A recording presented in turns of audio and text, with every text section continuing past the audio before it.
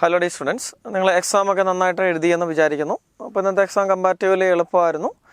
അത് തിയറട്ടിക്കൽ ക്വസ്റ്റ്യൻസും ന്യൂമറിക്കൽ ക്വസ്റ്റ്യൻസും ഒക്കെ ഉണ്ടായിരുന്നു. അപ്പോൾ നമുക്ക് അതിൻ്റെ ബേസിക്കലി ഉള്ള പ്രിൻസിപ്പിൾസ് പെട്ടെന്ന് ഡിസ്കസ് ചെയ്ത് പോകാം. First question, nowadays optical fibers are extensively used for transmitting audio and video signals through long distances. The optical fibers work on.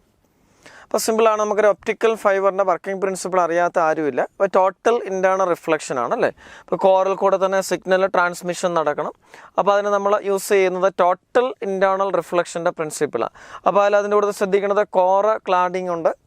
Core inner region, cladding outer region. കോറിൽ നിന്ന് ക്ലാഡിങ്ങിലേക്ക് light പോകുമ്പോഴാണ് total internal reflection നടക്കുക. അപ്പോൾ refractance of core should be greater than that of cladding. അതുകൂടെ അതിൻ്റെ കൂട്ടത്തിലൊന്ന് ശ്രദ്ധിക്കണം. അപ്പോൾ ആൻസർ ഓപ്ഷൻ സി ആണ്. നമുക്ക് അടുത്ത രണ്ടാമത്തെ ക്വസ്റ്റിലേക്ക് പോകാം. If lambda E, lambda P and lambda alpha with D Broglie wave length of electron, proton and alpha particle respectively when they are moving with the same speed, then ഇപ്പോൾ കുറേ particles same സ്പീഡിൽ പോകുന്നു. D Broglie wave length കാണണം. അപ്പോൾ de Broglie wave length lambda is equal to h by p. പിക്ക് പകരം നമുക്ക് M into V കൊടുക്കാം. ഇവിടത്തേക്ക് എല്ലാവർക്കും സെയിം സ്പീഡാണ്. അപ്പോൾ ലാംഡ പ്രൊപ്പോർഷണൽ ടു 1/m. അപ്പോൾ മാസ് കുറഞ്ഞ ആൾക്കാണ് ഏറ്റവും ലാംഡ കൂടുതൽ. നമ്മൾ ഇലക്ട്രോൺ എടുക്കുവാണെങ്കിൽ ഇലക്ട്രോണിൻ്റെ മാസ്സാണ് ഏറ്റവും കുറവ്. തൊട്ടടുത്ത് പ്രോട്ടോൺ ആണ്. ആൽഫ പാർട്ടിക്കിളുടെ മാസ്സാണ് ഏറ്റവും കൂടുതൽ. ആൽഫ പാർട്ടിക്കിൾ H24 നമുക്കറിയാം ഹീലിയം ന്യൂക്ലിയസിന് തുല്യമാണ്.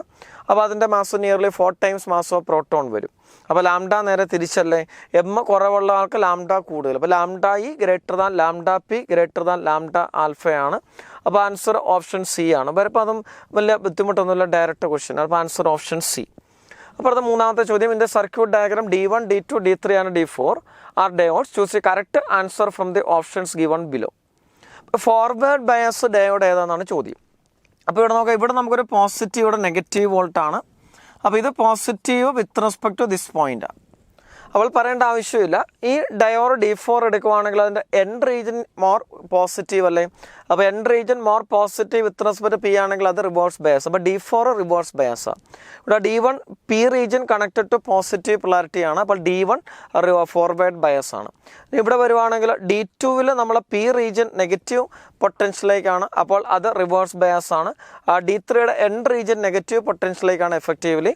അപ്പോൾ D3 and D1 R forward bias വരും അല്ലേ. അപ്പോൾ D1 and D3 are forward biased. അപ്പോൾ ആൻസർ ഓപ്ഷൻ ബി ആണ് വരുന്നത്. അപ്പോൾ D1 and D3 are forward bias.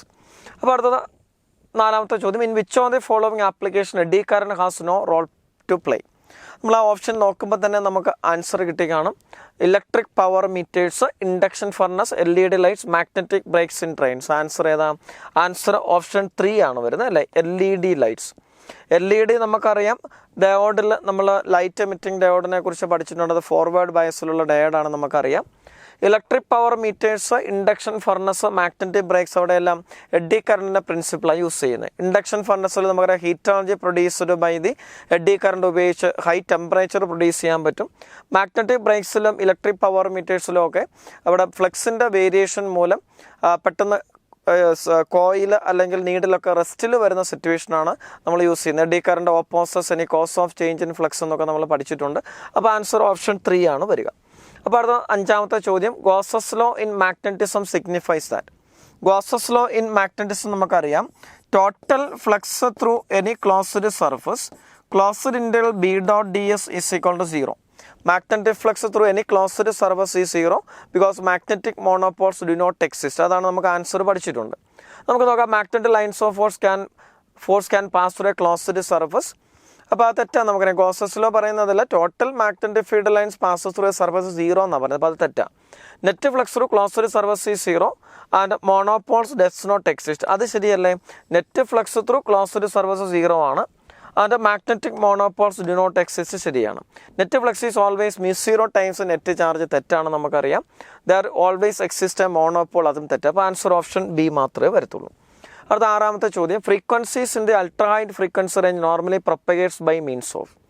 നമുക്കറിയാം അൾട്രാ ഹൈ ഫ്രീക്വൻസി നമ്മൾ ഏതാ ലൈനോസൈറ്റ് കമ്മ്യൂണിക്കേഷൻ അല്ലെങ്കിൽ സ്പേസ് വേ കമ്മ്യൂണിക്കേഷനിലാണ് യൂസ് ചെയ്ത് നമ്മൾ പഠിച്ചിട്ടുണ്ട്. അപ്പോൾ ആൻസർ ഓപ്ഷൻ ഡി ആണ് വരുന്നത്. അപ്പോൾ അതും ഡയറക്റ്റ് ക്വസ്റ്റ്യൻ ആണ്. നമുക്ക് ആ കമ്മ്യൂണിക്കേഷനിലെ ഡിഫറെൻറ്റ് ടൈപ്സിൽ യൂസ് ചെയ്യുന്ന വേവ്സ് ഒക്കെ നമുക്കറിയാം. അപ്പോൾ ആൻസർ ഓപ്ഷൻ ഡി വരും. അപ്പോൾ അടുത്ത ഏഴാമത്തെ ചോദ്യം, പിന്നെ voltage measuring device is connected to AC mains.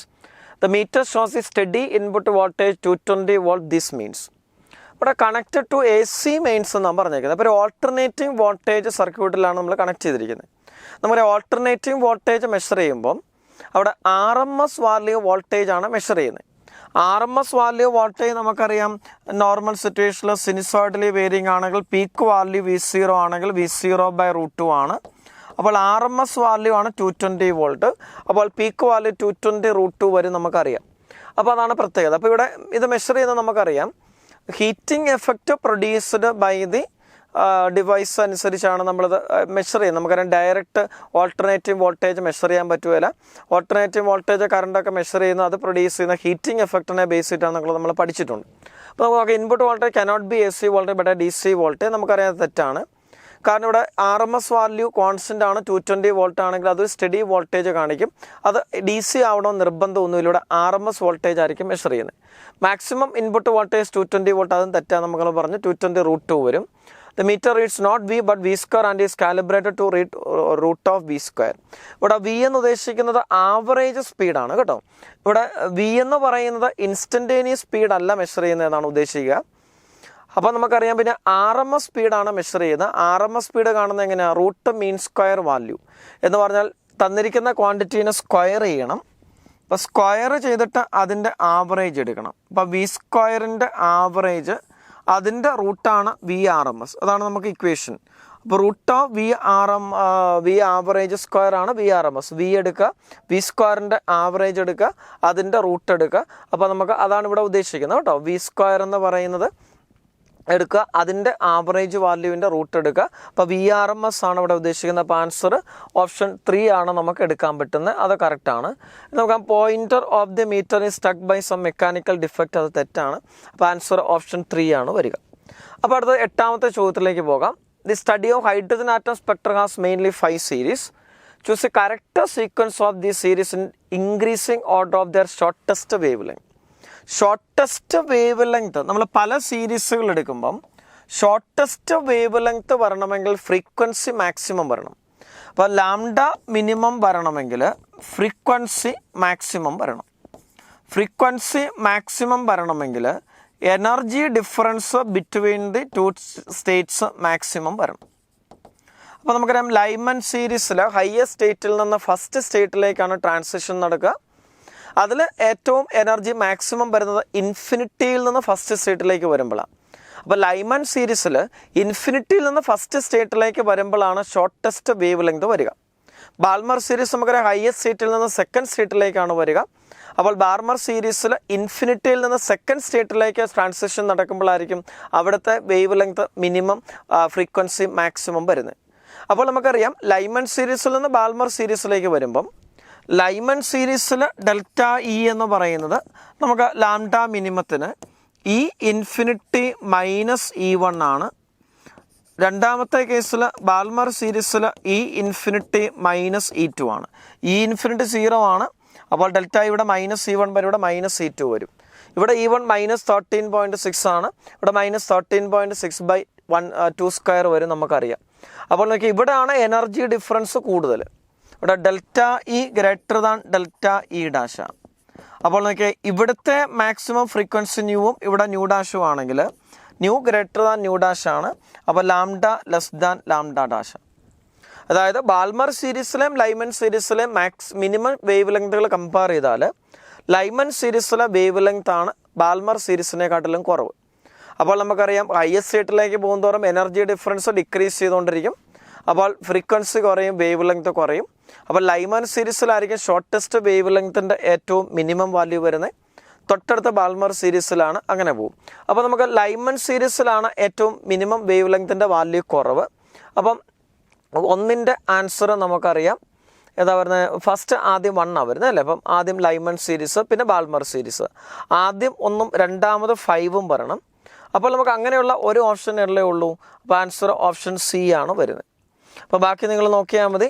അടുത്ത 3 എന്ന് പറയുന്നത് ഏതാ? Passion series. Net series passion series ആണ്. അടുത്ത 4 അടുത്ത ബ്രാക്കറ്റ് ആണ്. 5ാമത്തെ ഫൺ സീരീസ് നമുക്കറിയാം. അപ്പോൾ ആൻസർ ഓപ്ഷൻ C ആണ് വരിക. അപ്പോൾ അടുത്തത് 9ാമത്തെ ചോദ്യം. First particle accelerator of India was established in the year 1953. Whose vision was behind this project. നമുക്ക് NCR ടെക്സ്റ്റിലെ മൂവിങ് ചാർജസ് ആൻഡ് മാഗ്നറ്റ്സിൽ സൈക്ലോട്രോണുമായിട്ട് റിലേറ്റഡ് ആയിട്ട് അവിടെ ഒരു കോളത്തിൽ കൊടുത്തിരിക്കുന്നതാണ് നമുക്കറിയാം. അപ്പോൾ അവിടെ പാർട്ടിക്കിൾ ആക്സിലറേറ്റർ ബൈ സൈക്ലോട്രോണിനെ കുറിച്ചൊക്കെയാണ് കൊടുത്തിരിക്കുന്നത്. അപ്പോൾ അത് നമ്മൾ പഠിച്ചിട്ടുള്ളതായിരിക്കും. ആൻസർ ഓപ്ഷൻ ഡി ആണ്. ഡോക്ടർ മേഘ്ന സാഹയാണ് ആൻസർ വരുന്നത്. അപ്പോൾ അത് നമുക്ക് വെറുതെ ഇൻഫർമേഷനാണ്, നമ്മളതൊന്ന് പഠിച്ചു വെക്കണമെന്ന് മാത്രമേ ഉള്ളൂ. അപ്പോൾ ആൻസർ ഓപ്ഷൻ ബി വരും. അപ്പോൾ അടുത്ത 10ാമത്തെ ചോദ്യം, the equivalent capacitance between the points A and be in the network given below. നമുക്കവിടെ എക്കും ബിക്കും അക്രോസ് ആയിട്ടുള്ള എഫക്റ്റീവ് കപ്പാസിറ്റൻസ് കണ്ടുപിടിക്കണം. അപ്പോൾ നമ്മൾ അതിനൊന്ന് റീഅറേഞ്ച് ചെയ്ത് വരച്ചാൽ എയിൽ നിന്ന് നമുക്ക് 2 കപ്പാസിറ്റേഴ്സ് കണക്ട് ചെയ്തിട്ടുണ്ട്. ഇവിടെ ഒരു 20 മൈക്രോ ഫാരഡും ഇവിടെ ഒരു 10 മൈക്രോ ഫാരഡും. അവരുടെ എൻഡുകൾക്ക് അക്രോസ് ഒരു 5 മൈക്രോ ഫാരഡുണ്ട്. ഇവിടെ നിന്ന് നമുക്കൊരു 40 മൈക്രോ ഫാരഡുണ്ട്. അപ്പോൾ ഇവിടെ നിന്നൊരു 20 മൈക്രോ ഫാരഡുണ്ട്. അതാണ് സിറ്റുവേഷൻ. അപ്പോൾ നിങ്ങൾക്ക് മനസ്സിലായി കാണാം, ഇതൊരു ബീസ്റ്റൺസ് ബ്രിഡ്ജിൻ്റെ അറേഞ്ച്മെൻ്റ് ആണ്. അത് ബാലൻസ്ഡ് ആണോ നോക്കണം. ബാലൻസ്ഡ് ആകണമെങ്കിൽ എയിലേക്ക് കണക്ട് ചെയ്തിരിക്കുന്ന റെസിസ്റ്റൻസിൻ്റെ റേഷ്യോ 20/10 ആണ്. അത് 2 വരും. അടുത്ത ബിയിലോട്ട് കണക്ട് ചെയ്തിരിക്കുന്ന കപ്പാസിറ്റേഴ്സിൻ്റെ റേഷ്യോ 40/20, അതും 2 വരും. അപ്പോൾ 20/10 ഈസിൽ 40/20. അപ്പോൾ നമുക്കിതൊരു ബാലൻസ്ഡ് ബീസ്റ്റൺ ബ്രിഡ്ജാണ്. ബാലൻസ്ഡ് ബീസ്റ്റൺ ബ്രിഡ്ജ് ആണെങ്കിൽ പ്രത്യേകത, ഈ 2 പോയിന്റ്, ഇത് ഡി ഇ ആണെങ്കിൽ ഡിയിലും ഇയിലും പൊട്ടൻഷ്യൽ ഈക്വലാണ്. പൊട്ടൻഷ്യൽ ഈക്വൽ ആണെങ്കിൽ അതിനിടയ്ക്ക് കണക്ട് ചെയ്തിരിക്കുന്ന കപ്പാസിറ്ററിൽ ചാർജ് ഉണ്ടോ? ഇല്ല. അപ്പോൾ ഈ നടുക്കത്തെ 5 മൈക്രോ ഫാരഡിൽ ചാർജ് ഇല്ല, അത് റിമൂവ് ചെയ്ത് കളയാം. അപ്പോൾ അതാണ് അഡ്വാൻറ്റേജ്. അപ്പോൾ ബാലൻസ്ഡ് ബീസ്റ്റൺ ബ്രിഡ്ജിൻ്റെ പ്രിൻസിപ്പിൾ ഓർത്തിരിക്കണം. ഇവിടെ 20/10 C1/C2 C3/C4 ആണ്. അപ്പോൾ ഡിയിലും ഇയിലും പൊട്ടൻഷ്യൽ ഈക്വൽ ആണ്. അപ്പോൾ ആ കപ്പാസിറ്ററുകളെ നമുക്ക് അവിടെ നിന്ന് റിമൂവ് ചെയ്യാം. അപ്പോൾ അതങ്ങ് പോയി. പിന്നെ ബാക്കി നമുക്കറിയാം, സിമ്പിളാണ്. ഇവിടെ 40യും 20യും എങ്ങനെയാണ്? സീരീസിലാണ്. അപ്പോൾ 40-20 സീരീസിലാണെങ്കിൽ എഫക്റ്റീവ് കപ്പാസിറ്റൻസ് 20 × 40 / 20 + 40 60 വരും. അപ്പോൾ ഇതൊരു 0 ക്യാൻസലായി പോയി. ദാറ്റ് ഈസ് 40/3 വരും. 40/3 മൈക്രോ ഫാരഡ്. അവിടെ 20യും 10ഉം സീരീസിലാണ്. അപ്പോൾ എഫക്റ്റീവ് 20 × 10 / 20 + 1 30 വരും. അപ്പോൾ 20/3 വരും. ഇനി ആ 20/3യും 40/3യും പാരലൽ അല്ലേ? അപ്പോൾ എഫക്റ്റീവ് കപ്പാസിറ്റൻസ് കാണാൻ രണ്ടും കൂടെ ആഡ് ചെയ്താൽ മതി. 40/3 + 20/3 വരും. ദാറ്റ് ഈസ് ഈക്വൽ ടു 60/3 വരും. That is equal to 20 micro farad വരും. അപ്പോൾ ആൻസർ ഓപ്ഷൻ എ ആണ് വരുന്നത്, 20 മൈക്രോ ഫാരഡ്. നമ്മൾ കറണ്ട് ഇലക്ട്രിസിറ്റിയിലെ റെസിസ്റ്റൻസിൻ്റെ കോമ്പിനേഷൻ്റെ എഫക്റ്റീവ് വാല്യൂ, കപ്പാസിറ്ററിൻ്റെ വാല്യൂ ഒക്കെ കാണാൻ വേണ്ടിയിട്ട് ബാലൻസ് ബീസ്റ്റൺ ബ്രിഡ്ജിൻ്റെ പ്രിൻസിപ്പിൾ ഉപയോഗിക്കാൻ ഓർത്തോണം. അപ്പോൾ അടുത്ത 11ാമത്തെ ചോദ്യം, an electron is accelerated to a potential difference b if mass of electron is 9.1 × 10⁻³ kilogram. Its charge is 1.6 × 10⁻19 coulomb. Then the de Broglie wave length of electron is. നമ്മൾ പഠിച്ചുകൊണ്ട് ഡി ബ്രോഗ്ലി വേവ് ലെങ്തിൻ്റെ equation λ is equal to h/p. When the particle is accelerated in an potential difference of v, instead of momentum we can use √2m into kinetic energy. Kinetic energy കാണാൻ വേണ്ടിയിട്ട് നമുക്കറിയാം Q × V എടുത്താൽ മതി. അപ്പോൾ ഇതാണ് equation. λ is h/√2m QB. അപ്പോൾ ഇതിൽ h ഉണ്ട്, m ഉണ്ട്, Q ഉണ്ട്, അതെല്ലാം നമുക്കറിയാം. അതെല്ലാം കോൺസ്റ്റൻറ്റുകളാണ്. പിന്നെ വേരിയബിൾ V മാത്രമേ ഉള്ളൂ. അപ്പോൾ അത് സോൾവ് ചെയ്താൽ നമുക്ക് അറിയാമായിരിക്കും. 1.227 / √v നാനോമീറ്റർ വരും. അപ്പോൾ അവിടെ വിയുടെ വാല്യൂ കിട്ടിയാൽ ഇലക്ട്രോണിൽ ഈ കോൺസ്റ്റൻറ്റുകളെല്ലാം കൂടെ ബാക്കി കാൽക്കുലേറ്റ് ചെയ്യുമ്പോൾ 1.2727 നാനോമീറ്റർ വരും. ഡിവൈഡഡ് ബൈ √v എടുത്താൽ നമുക്ക് ആൻസർ കിട്ടും. അപ്പോൾ ആൻസർ ഓപ്ഷൻ ബി ആണ് വരിക. അപ്പോൾ അടുത്തത് 12ാമത്തെ ചോദ്യം, at the magnetic pole of the earth angle of dip is 90 degree and BH = 0. നമുക്കറിയാം മാഗ്നറ്റിക് പോൾസിൻ്റെ ഡെഫിനിഷൻ തന്നെ എന്തുവാ? The region where magnetic field is vertical. Magnetic field vertical ആയിട്ട് വരുന്നത് എവിടെയാണോ അതിനെയാണ് നമ്മൾ മാഗ്നറ്റിക് പോൾ എന്ന് വിളിക്കുന്നത്. അപ്പോൾ മാഗ്നറ്റിക് പോളിലെ ഫീൽഡ് വെർട്ടിക്കലാണ്. വെർട്ടിക്കൽ ഫീൽഡ് ആകുമ്പോൾ ഹൊറിസോണ്ടൽ കോമ്പണൻറ്റ് 0ആണ്. അപ്പോൾ ആംഗിൾ ഓഫ് ഡിപ്പ് 0ആണ്. നമുക്കറിയാം ഹൊറിസോണ്ടലും മാഗ്നറ്റിക് ഫീൽഡ് റിസൾട്ടിന് നമ്മൾ ആംഗിളാണ് ഡിപ്പ്. അപ്പോൾ ഫീൽഡ് വെർട്ടിക്കൽ ആണെങ്കിൽ ഹൊറിസോണ്ടലുമായിട്ടുള്ള ആംഗിൾ 90 ആണ്. അപ്പോൾ ഡിപ്പ് 90 ആണ്. നമുക്കറിയാം ഡയറക്റ്റ് ക്വസ്റ്റ്യനാണ്. അപ്പോൾ ആൻസർ 1 കറക്റ്റായിട്ട് വരും. അടുത്ത magnetic pole of the earth angle of dip 0 and BV 0 തെറ്റാണ്. അത് magnetic equator of the earth dip 90 degree തെറ്റാണ്. നമുക്കറിയാം മാഗ്നറ്റിക് ഇക്വേറ്ററിൽ ഹൊറിസോണ്ടൽ ഫീൽഡ് മാത്രമേ ഉള്ളൂ, വെർട്ടിക്കൽ ഫീൽഡ് 0 ആണ്. അപ്പോൾ ഫീൽഡും ഹൊറിസോണ്ടലും തമ്മിലുള്ള ആംഗിൾ 0 ആണ്. അപ്പോൾ അത് തെറ്റാണ്. അടുത്ത magnetic equator of the earth angle of dip 0 and BV = 0. BV BH vertical component of field ആണ് നമുക്കറിയാം. അപ്പോൾ ആൻസർ 4 ശരിയാണ്. ഇക്വേറ്ററിൽ ഡിപ്പ് 0 ആണ്, ബി വി 0 ആണ്.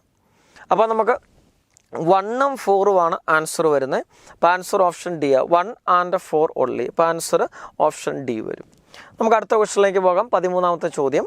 പിന്നെ 100 volt DC is applied across a solenoid. A current of 1 ampere flows in it. When a 100 volt 50 hertz AC is applied across the same solenoid, the current drops to 0.5 ampere. The inductance of the solenoid is. നമ്മളൊരു solenoid എവിടെ connect ചെയ്തേ? ഒരു 100 volt D സിയിൽ connect ചെയ്തു. 100 volt D സിയിൽ connect ചെയ്തപ്പോൾ അതിലെ current 1 ampere ഉണ്ട്. നമുക്കറിയാം ഒരു ബാറ്ററിയിൽ ഒരു ഇൻഡക്ടർ കൺസിഡർ ചെയ്താൽ സ്റ്റഡി സ്റ്റേറ്റിൽ ഇൻഡക്റ്റീവ് റിയാക്റ്റൻസ് 0 ആണ്. അപ്പോൾ കറണ്ട് ഇൻഫിനിറ്റി വരണം. അതായത് ഒരു പ്യുവർ ഇൻഡക്ടർ ആണെങ്കിൽ നമ്മൾ വെറുതെ ഡി സി സർക്യൂട്ടിൽ കണക്ട് ചെയ്താൽ സ്റ്റഡി സ്റ്റേറ്റിൽ നമുക്കറിയാം ഇൻഡക്റ്റീവ് റിയാക്റ്റൻസ് 0 ആണ്. കാരണം അവിടെ കറണ്ട് സ്റ്റഡിയാണ്. കറണ്ട് സ്റ്റഡി ആണെങ്കിൽ നമുക്കൊരു ഇൻഡക്റ്റീവ് റിയാക്റ്റൻസ് ഇല്ലല്ലോ. അപ്പോൾ തീർച്ചയായിട്ടും ഐഡിയൽ ഇൻഡക്ടർ ആണെങ്കിൽ കറണ്ട് ടെൻസ് ടു ഇൻഫിനിറ്റിയാണ്. പക്ഷേ ഇവിടെ നമുക്കൊരു ഡി സി സോഴ്സിലൊരു ഫൈനൈറ്റ് കറണ്ട് ഫ്ലോ ചെയ്യുന്നുണ്ട്. അപ്പോൾ നമ്മൾ പഠിച്ചിട്ട് കാണും ഇവിടെ ഇൻഡക്ടറിനൊരു റെസിസ്റ്റൻസ് ഉണ്ട്. അതുകൊണ്ടാണ് ഡി സി സോഴ്സിലൊരു ഫൈനൈറ്റ് കറണ്ട് ഫ്ലോ ചെയ്യുന്നത്. അപ്പോൾ അത് കാണുമ്പോൾ മനസ്സിലാക്കണം ഡി സി സോഴ്സിൽ ഇൻഡക്ടർ കണക്ട് ചെയ്തു. അപ്പോൾ ഒരു ഫൈനൈറ്റ് കറണ്ട് ഫ്ലോ ചെയ്യുന്നുണ്ടെങ്കിൽ നമ്മൾ മനസ്സിലാക്കണം ഇൻഡക്ടർ ഹാസ് റെസിസ്റ്റൻസ്. ഇത് നമുക്കറിയാം resistance of the inductor should be connected in series to the inductance. അപ്പോൾ ഇൻഡക്ടറിനെ നമുക്കിപ്പോൾ ഇവിടെ വെറുതെ ഇൻഡക്ടർ ആയിട്ടല്ല, ഒരു ഇൻഡക്ടറിൻ്റെയും റെസിസ്റ്റൻസിൻ്റെയും കോമ്പിനേഷൻ ആയിട്ട് വേണം കൺസിഡർ ചെയ്യാൻ. കറക്റ്റ് പറഞ്ഞാൽ സീരീസ് കോമ്പിനേഷൻ ആയിരിക്കും. അപ്പോൾ നമുക്കറിയാം സ്റ്റഡി സ്റ്റേറ്റിലെ ഇൻഡക്റ്റീവ് റിയാക്റ്റൻസ് XL = 0 ആണ്. അപ്പോൾ ഇൻഡക്ടർ ഷോർട്ട് സർക്യൂട്ട് ചെയ്യുന്നതിന് തുല്യം. കാരണം XL 0 ആണെങ്കിൽ പിന്നെ അതിനെ ഒരു കണക്റ്റിംഗ് വയർ വെച്ച് റീപ്ലേസ് ചെയ്യാം. അപ്പോൾ സർക്യൂട്ടിൽ നമ്മൾ ആരെ മാത്രം കൺസിഡർ ചെയ്താൽ മതി? റെസിസ്റ്റൻസിനെ മാത്രം കൺസിഡർ ചെയ്താൽ മതി. അതാണ് ഇവിടെ പ്രിൻസിപ്പിൾ. അപ്പോൾ നമുക്ക് കറണ്ട് I = V/R ആണ്. Or resistance of the inductor R = V/I. Simply Ohm's law use ചെയ്യാം. V 100 ആണ്, കറണ്ട് 1 ആണ്, 100 ഓം വരും. അപ്പോൾ ഇവിടെ ഇൻഡക്ടറിന് ഒരു റെസിസ്റ്റൻസ് ഉണ്ട്. ആ റെസിസ്റ്റൻസിൻ്റെ വാല്യൂ കിട്ടി 100 ഓം. അതാണ് ഫസ്റ്റ് സിറ്റുവേഷനിൽ നിന്ന് കിട്ടുന്നത്.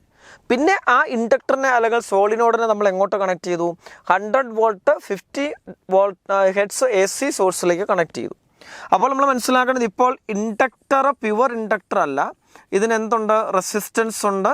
അപ്പോൾ ഇൻഡക്ടറിൻ്റെയും റെസിസ്റ്റൻസിൻ്റെയും കൂടെ ഒരു സീരീസ് കോമ്പിനേഷനാണ് വരുന്നത്. ഇതാണ് സിറ്റുവേഷൻ. അപ്പോൾ ഇതൊരു സീരീസ് LR സർക്യൂട്ടാണ്. ഇവിടെ AC ആണ് കണക്ട് ചെയ്തിരിക്കുന്നത്, ശ്രദ്ധിച്ചോണം. അപ്പോൾ AC സർക്യൂട്ടിൽ എല്ലാ സർക്യൂട്ടിലെ കറണ്ട് I' = V/Z ആണ്. Z ഇമ്പിഡൻസ് നമുക്കറിയാം. ഇമ്പിഡൻസിൻ്റെ ഇക്വേഷൻ എന്തുവായിരുന്നു? LR സർക്യൂട്ട് ആകുമ്പോൾ √R² + XL² വരും. ഇപ്പോൾ ഇതാണ് ഇക്വേഷൻ. ഇനി I' നമുക്ക് തന്നിട്ടുണ്ട് എത്ര? 0.5. അപ്പോൾ I' 0.5 ആണ്. വിയുടെ വാല്യൂ എത്ര തന്നെയാണെന്ന് നോക്കിയാൽ അപ്ലൈഡ് വോൾട്ടേജിൻ്റെ RMS വാല്യൂ ആയിരിക്കും തന്നിരിക്കുന്നത്. 100 വോൾട്ട് ആണ്. അപ്പോൾ V 100 ആണ്. ഡിവൈഡഡ് ബൈ R നമുക്ക് കിട്ടിയ 100 ആണ്. XL അറിയത്തില്ല. ഇങ്ങനെ വരും. ഇനി ഇത് ക്രോസ് മൾട്ടിപ്ലൈ ചെയ്താൽ √100² + XL² = 100/0.5. 1/0.5 2 ആണ്. അപ്പോൾ 200 വരും. അപ്പോൾ റൂട്ട് കളയാൻ സ്ക്വയർ ചെയ്ത് 100² + XL² = 4 × 100² എന്ന് വരും. മനസ്സിലായല്ലോ? 100/0.5 200 ആണ്. 200നെ സ്ക്വയർ ചെയ്യുമ്പോൾ 2² 4 × 100² വരും. അപ്പോൾ XL² = 4 - 1 3 × 100² വരും. അപ്പോൾ XL = റൂട്ട് എടുക്കണം, √3 × 100 വരും. ഇനി XL ഇൻഡക്റ്റീവ് റിയാക്റ്റൻസിൻ്റെ ഇക്വേഷൻ നമുക്കറിയാം L⍵ ആണ്. L⍵ = √3 × 100 വരും. ഒമേഗയ്ക്ക് പകരം 2πf കൊടുക്കാം. എഫിൻ്റെ വാല്യൂ 15 തന്നിട്ടുണ്ട്. That is = 100 √3. അപ്പോൾ നമുക്ക് 15 × 100 ക്യാൻസലായി പോയി. L = √3/2 100 വരും. അപ്പോൾ √3/2 ആണ് നമ്മുടെ ആൻസർ ആയിട്ട് വരുന്നത്. അപ്പോൾ √3 1.73 ആണ്. 1.73 /2 വരും. അപ്പോൾ നമുക്ക് ആൻസർ നോക്കിയാൽ 1.73 / 5. അപ്പോൾ L = √3 1.73യുടെ √2 ആണ്. അപ്പോൾ അത് കാൽക്കുലേറ്റ് ചെയ്താൽ നിയർലി ആൻസർ ഓപ്ഷൻ A വരും. 0.55 ഹെൻറി വരും. മനസ്സിലായല്ലോ? അപ്പോൾ അടുത്തത് 14ാമത്തെ ചോദ്യം. Faraday's law in integral form is. Symbols have their usual meaning. Faraday's law നമുക്കറിയാം. In a closed loop induced EMF = -dϕ/dt. ഇവിടെ ഇ എന്ന് പറയുന്നത് ഇലക്ട്രിക് ഫീൽഡ് ആയിരിക്കും, ബി മാഗ്നറ്റിക് ഫീൽഡ് ആയിരിക്കും. നമുക്കറിയാം closed loop integral E dot D l ആണ് നമുക്കറിയാം എന്ത് വരുന്നത്, ഇൻഡ്യൂസ്ഡ് ഇ എം എഫ് വരുന്നത്. അപ്പോൾ ക്ലോസ്ഡ് ഇൻറ്റിഗ്രൽ ഉണ്ട് കേട്ടോ. Closed integral E dot D L is equal to minus D phi by D T വരും. അപ്പോൾ അതാണ് ഇക്വേഷൻ. അപ്പോൾ നമുക്ക് ഓപ്ഷനിൽ എടുക്കാൻ പറ്റുന്ന ഏതാ, closed integral E dot D L is equal to minus D phi by D T. നമുക്ക് കറക്റ്റ് വന്നതിലൂടെ ഒരു ക്ലോസ്ഡ് പാത്തിലാണ് നമ്മൾ എടുക്കുന്നത്. നമുക്കറിയാം closed integral E dot D L is equal to minus D phi by D T. ഇതാണ് Faraday's ലോയുടെ equation. അപ്പോൾ induced E M F minus D phi by D T, വേറെ ഫൈവ് ഈസ് മാഗ്നറ്റിക് ഫ്ലക്സ് ആണ്. അവിടെ E dot D L, E എന്ന് പറയുന്ന induced electric ഫീൽഡാണ്. അപ്പോൾ ഇൻഡ്യൂസ്ഡ് ഇ എം എഫ് കാണാൻ നമുക്ക് ക്ലോസ്ഡ് പാത്തിൽ ഇലക്ട്രിക് ഫീൽഡിൻ്റെ ഇൻറ്റിഗ്രേഷൻ നടത്തിയാൽ മതി. അപ്പോൾ ആൻസർ ഓപ്ഷൻ ബി വരും. അപ്പോൾ അടുത്ത 15ാമത്തെ ചോദ്യം, A star is seen using telescope whose objective has a diameter of 250 centimeter. The wavelength of light coming from the star is 500 nanometer. The limit of resolution of the telescope is. അത് നമുക്ക് direct question ആണ്. Limit of resolution of ടെലസ്കോപ്പിൻ്റെ equation നമുക്കറിയാലോ. അപ്പോൾ അതൊരു d theta എന്നെടുത്താൽ 1.22 lambda by d ആണ്. That's 1.22 into lambda wave length 500 nanometre into 10⁻⁻⁹ വരും. ഡിവൈഡ് ബൈ ഡി എന്ന് പറയുന്നത് 250 സെൻറ്റിമീറ്റർ ആണ്. ഇൻറ്റു 10⁻⁻² വരും. അപ്പോൾ അത് സോൾവ് ചെയ്താൽ നമുക്കറിയാം 500 ബൈ 252 വരും. 1.22 ഇൻറ്റു 2.4 വരും. 2.4 ഇൻറ്റു 10⁻⁻7 വരും. അപ്പോൾ ആൻസർ ഓപ്ഷൻ ബി ആണ് വരുന്നത്. 2.4 ഇൻറ്റു 10⁻⁻7. അപ്പോൾ answer option b. Direct question ആണ് അല്ലേ. അപ്പോൾ അടുത്ത 16ാമത്തെ ചോദ്യം ആശ്ചര്യ കോളമാണ്. Column 1 simple microscope, compound microscope, അങ്ങനെ പ്രത്യേകതകളാണ്. ലിസ്റ്റ് 2 അവരുടെ യൂസ് ചെയ്യുന്ന മിറർ അല്ലെങ്കിൽ ലെൻസിൻ്റെ പ്രത്യേകതകൾ. അപ്പോൾ ഡയറക്റ്റ് ക്വസ്റ്റ്യൻ ആണ്. സിമ്പിൾ മൈക്രോസ്കോപ്പിൽ എന്താ യൂസ് ചെയ്യുന്നത്, പേര് പോലെ തന്നെ സിമ്പിളാണ്. It has only 1 convex lens, ഒരു കോൺവെക്സ് ലെൻസ് മാത്രമേ ഉള്ളൂ. അപ്പോൾ നമുക്ക് സിമ്പിൾ മൈക്രോസ്കോപ്പിൽ കോൺവെക്സ് ലെൻസ് ആണ്. Only 1 convex lens is used. 1ൻ്റെ ആൻസർ ബി ആണ്. അപ്പോൾ 1ൻ്റെ ആൻസർ ബി ആയതുകൊണ്ട് തന്നെ ഓപ്ഷൻ എയും സിയും തെറ്റായിരിക്കും. കോമ്പൗണ്ട് മൈക്രോസ്കോപ്പിൽ നമുക്ക് 2 കോൺവെക്സ് ലെൻസുകൾ യൂസ് ചെയ്യും. അതിൽ ഐ പീസിൻ്റെ ഫോക്കൽ ലെങ്ത് ആയിരിക്കും ഒബ്ജക്റ്റീവിനെക്കാട്ടിലും കൂടുതൽ. അപ്പോൾ objective of large focal length and aperture is used തെറ്റാണ്. Objective small focal length and aperture is used ശരിയാണ്. അപ്പോൾ രണ്ടാമത്തെ ആൻസർ ഡി വരും. അപ്പോൾ രണ്ടാമത്തെ ആൻസർ ഡിയും ഒന്നാമത്തെ ആൻസർ ബിയും വരുന്ന ഒറ്റ ആൻസറേ ഉള്ളൂ. അപ്പോൾ ആൻസർ ഓപ്ഷൻ ഡി ആയിരിക്കും വരിക. അത് ടെലസ്കോപ്പ് റിഫ്ലക്റ്റിങ് പാരാബോളിക് മിറേഴ്സാണ് ഒബ്ജക്റ്റീവായിട്ട് യൂസ് ചെയ്യുന്നത്. 3ൻ്റെ ആൻസർ എ ആണ്. അതിവിടെ കറക്റ്റാണ്. ടെലസ്കോപ്പ് റിഫ്രാക്റ്റിംഗ് ടെലസ്കോപ്പ് ആണെങ്കിൽ ലാർജ് ഫോക്കൽ ലെങ്ത് ആണ് ഒബ്ജക്റ്റീവിന് വരുന്നത്. അപ്പോൾ സി ശരിയാണ്. അപ്പോൾ ആൻസർ ഓപ്ഷൻ ഡി വരും. അടുത്ത 17ാമത്തെ ചോദ്യം, A convex mirror of focal length f1 is placed at a distance d from a convex lens of focal length f2. A beam of light rays coming from infinity falling on convex lens, convex mirror combination and returns back to infinity distance d is. നമുക്കൊരു convex മിററും ഉണ്ട്, ഒരു convex ലെൻസും ഉണ്ട് അല്ലേ.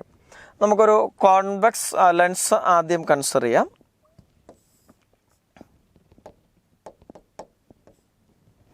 അപ്പോൾ അതിന് certain ഡിസ്റ്റൻസിൽ നമുക്കൊരു convex mirror വെച്ചിട്ടുണ്ട്. ഒരു പാരലൽ ബീം ഓഫ് ലൈറ്റ് ലെൻസിൽ ഇൻസിഡൻറ്റ് ചെയ്തു. അത് പാരലലായിട്ട് തന്നെ തിരിച്ചു പോകണം. അപ്പോൾ അതാണ് കണ്ടീഷൻ. അപ്പോൾ ഇത് പാരലലായിട്ട് തന്നെ തിരിച്ചു പോകണമെങ്കിൽ പ്രിൻസിപ്പിൾ ഇത്രേ ഉള്ളൂ. ഈ ലൈറ്റ് വരുന്നത് പാരലലായിട്ടാണ്. അപ്പോൾ വന്ന വഴിയെ തന്നെ തിരിച്ചു പോകുവാണെങ്കിൽ പാരലലായിട്ട് ഇൻഫിനിറ്റിലേക്ക് പൊക്കോളും. അപ്പോൾ നമുക്ക് വന്ന വഴിയെ തന്നെ ലൈറ്റ് തിരിച്ചു പോയാൽ മതി.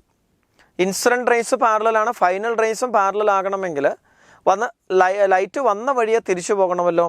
വന്ന വഴിയെ തിരിച്ചു പോകണമെങ്കിൽ നമുക്കറിയാം അത് ഈ മിററിൻ്റെ സർഫസിൽ നോർമലായിട്ട് ഇൻസിഡൻറ്റ് ചെയ്യണം.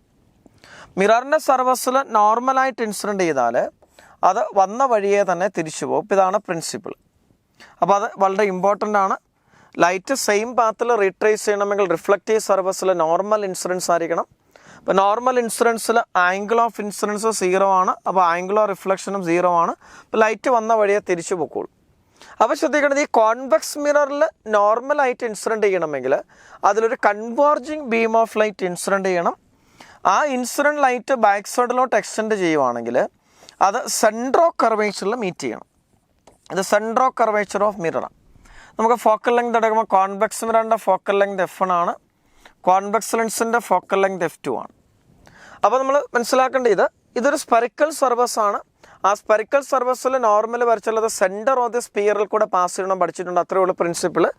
അപ്പോൾ അതുകൊണ്ട് ഈ ലൈറ്റ് നോർമലായിട്ട് ഇൻസിഡൻറ്റ് ചെയ്യും, അത് എക്സ്റ്റെൻഡ് ചെയ്യുമ്പോൾ ബാക്ക് സൈഡിലോട്ട് മീറ്റ് ചെയ്താൽ അത് centre of curvature of the മിററിൽ കൂടെ പാസ് ചെയ്യണം. അപ്പോൾ നമുക്കറിയാം ഈ സെൻറ്റർ ഓഫ് കർവേച്ചറിൽ നിന്ന് മിററിലേക്കുള്ള distance twice focal length 2f1 വരും. അപ്പോൾ ഈ ഡിസ്റ്റൻസ് 2f ആണ്. അപ്പോൾ ഇനി നമുക്കറിയാം ഇവിടെ ഒബ്ജക്റ്റ് ഇൻഫിനിറ്റിയിലാണ്. കോൺവെക്സ് ലെൻസിൽ parallel beam of light incident ചെയ്തു. After refraction convex lens image form ചെയ്യുന്നത് അതിൻ്റെ ഫോക്കസിലാണ്. അതിനർത്ഥം ഈ കോൺവെക്സ് ലെൻസിൽ നിന്ന് വരുന്ന ലൈറ്റ് ഡയറക്റ്റ് നമ്മൾ എക്സ്റ്റെൻഡ് ചെയ്താൽ അത് കോൺവെക്സ് ലെൻസിൻ്റെ ഫോക്കസിലായിരിക്കും മീറ്റ് ചെയ്യുന്നത്. അപ്പോൾ കോൺവെക്സ് ലെൻസിൽ നിന്ന് ഈ സിയിലേക്കുള്ള distance of focal length f2 വരും. ഇത് നമുക്കറിയാം ഈ ഡിസ്റ്റൻസ് d ആണ് കണ്ടുപിടിക്കേണ്ടത്. Separation between convex lens and convex mirror ആണ് കണ്ടുപിടിക്കേണ്ടത്. നോക്കി ഇവിടുന്ന് ഇവിടം വരെ f2 വരും. കാരണം ഈ വരുന്ന ലൈറ്റ് റേസ് ഡയറക്റ്റ് എക്സ്റ്റൻഡിൽ എവിടെ മീറ്റ് ചെയ്യോ അവിടെ കോൺവെക്സ് ലെൻസിൻ്റെ ഇമേജ് ഉണ്ടായേനെ, അത് അതിൻ്റെ ഫോക്കസിലാണ്. അപ്പോൾ ഈ ഡിസ്റ്റൻസ് f2 ആണ്, ഇത് 2f1 ആണ്. അപ്പോൾ d കാണാൻ വേണ്ടി എന്ത് ചെയ്താൽ മതി, f2ൽ നിന്ന് 2f1 കുറച്ചാൽ പോരെ. അപ്പോൾ f2 മൈനസ് 2f1 വരും. അപ്പോൾ ആൻസർ ഏതാ? ആൻസർ ഓപ്ഷൻ സി ആണ് വരുന്നത്, f2 മൈനസ് 2f1. അപ്പോൾ ആൻസർ ഓപ്ഷൻ സി. ഇതേ സിറ്റുവേഷനിൽ ഒരു കോൺകേവ് മിറർ ആയിരുന്നെങ്കിൽ നിങ്ങൾ ചെയ്ത് നോക്കുക, ആൻസർ ഓപ്ഷൻ ഡി വന്നേനെ. ഇവിടെ ഒരു കോൺകേവ് മിറർ ആയിരുന്നെങ്കിൽ അതിൻ്റെ സെൻറ്റർ ഓഫ് കർവേച്ചറിൽ കൂടെ വരുന്ന ലൈറ്റ് അതിൻ്റെ സർഫസിൽ ഇൻസിഡൻറ്റ് ചെയ്യണം.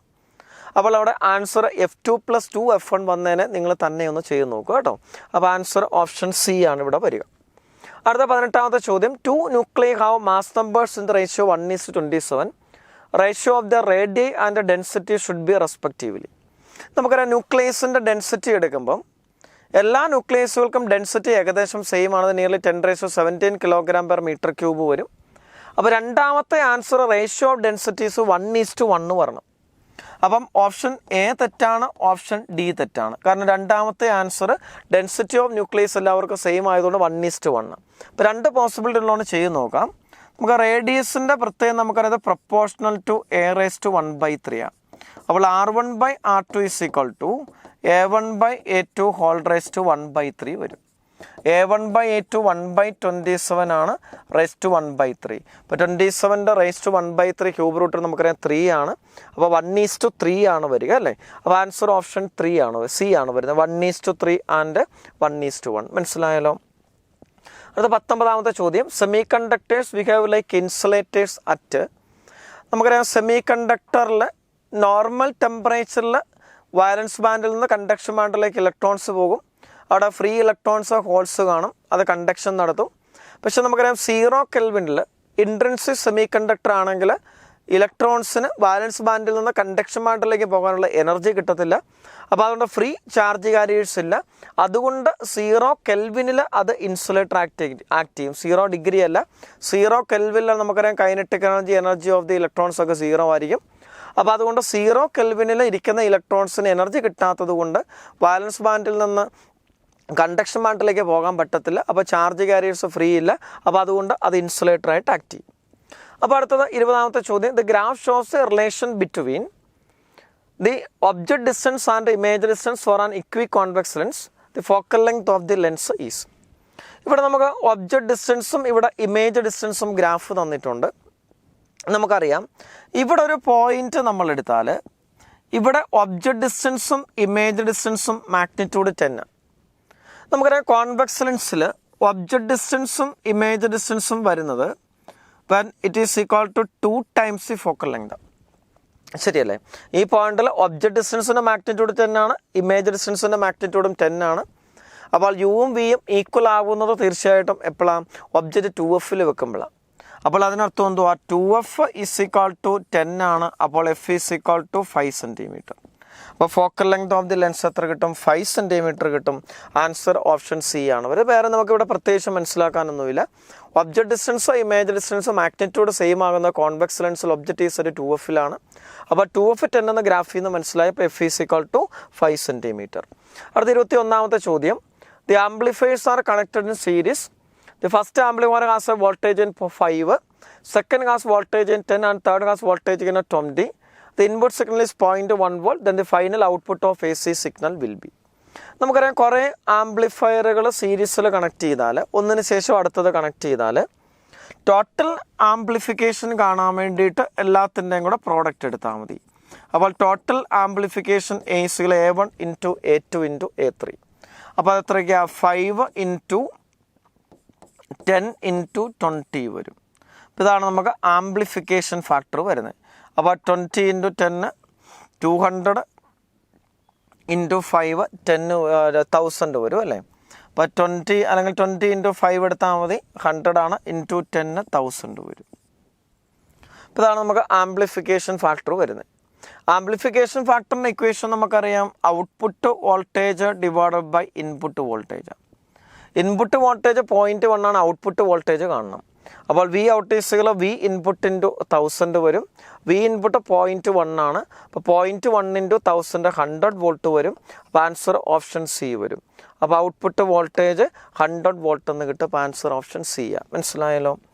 അപ്പോൾ അടുത്ത 22ാമത്തെ ചോദ്യം, ratio of the free electron density to hole density of a p type semi conductor.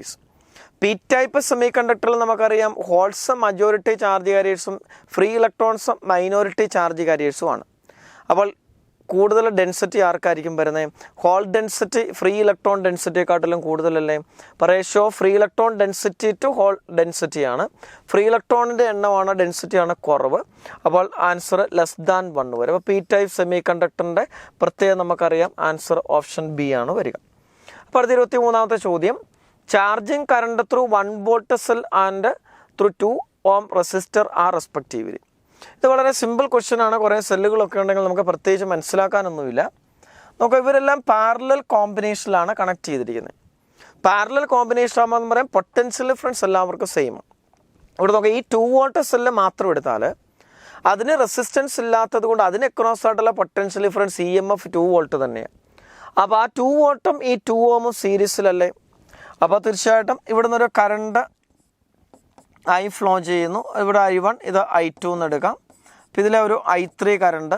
I3 കാണാൻ വേണ്ടിയിട്ട് V/R എടുത്താൽ മതി. V എടുക്കുമ്പോൾ 2 ഓമും ഈ 2 വോൾട്ടും പാരലലാണ്. പൊട്ടൻഷ്യൽ ഡിഫറൻസ് 2 ആണ്, റെസിസ്റ്റൻസ് 2 ആണ്. അപ്പോൾ 2/2 = 1 ആംപിയർ വരും. അപ്പോൾ 2 ഓമിൽ കൂടെയുള്ള കറണ്ട് 1 ആംപിയറാണ്. അപ്പോൾ അങ്ങനെയുള്ള 2 ഓപ്ഷൻ ഉണ്ടല്ലേ. അപ്പോൾ നമുക്ക് ഓപ്ഷൻ ബിയും സിയും ഏതാണെങ്കിലും തെറ്റാണ്. പിന്നെ അങ്ങനെ 2 ആൻസറുണ്ട്. 2 ഓമിലെ കറണ്ടാണ് രണ്ടാമത് തന്നിരിക്കുന്നത്. അപ്പോൾ അങ്ങനെ 2 എണ്ണം ഉണ്ട് 1 ആംപിയർ. അപ്പോൾ എയും ഡിയും ആൻസർ വരാനുള്ള സാധ്യതയുണ്ട്. ഇനി നമുക്കറിയാം ഈ 1 വോൾട്ട് സെല്ല് ചാർജ് ചെയ്യുക. അപ്പോൾ ഇതിലൂടെയുള്ള കറണ്ട് I4 എന്ന് എടുത്തു. നമുക്കറിയാം ഒരു സെല്ല് ചാർജ് ചെയ്യുമ്പോൾ അതിന് ക്രോസ് ആയിട്ടുള്ള പൊട്ടൻഷ്യൽ ഡിഫറൻസ് E+I × R എന്ന ഇക്വേഷൻ. ഇവിടെ E+I4 × R വരും. ഈ വി എന്ന് പറയുന്നത് നമുക്കറിയാം 2 വോൾട്ട് സെല്ലും ഇതും പാരലലാണ്.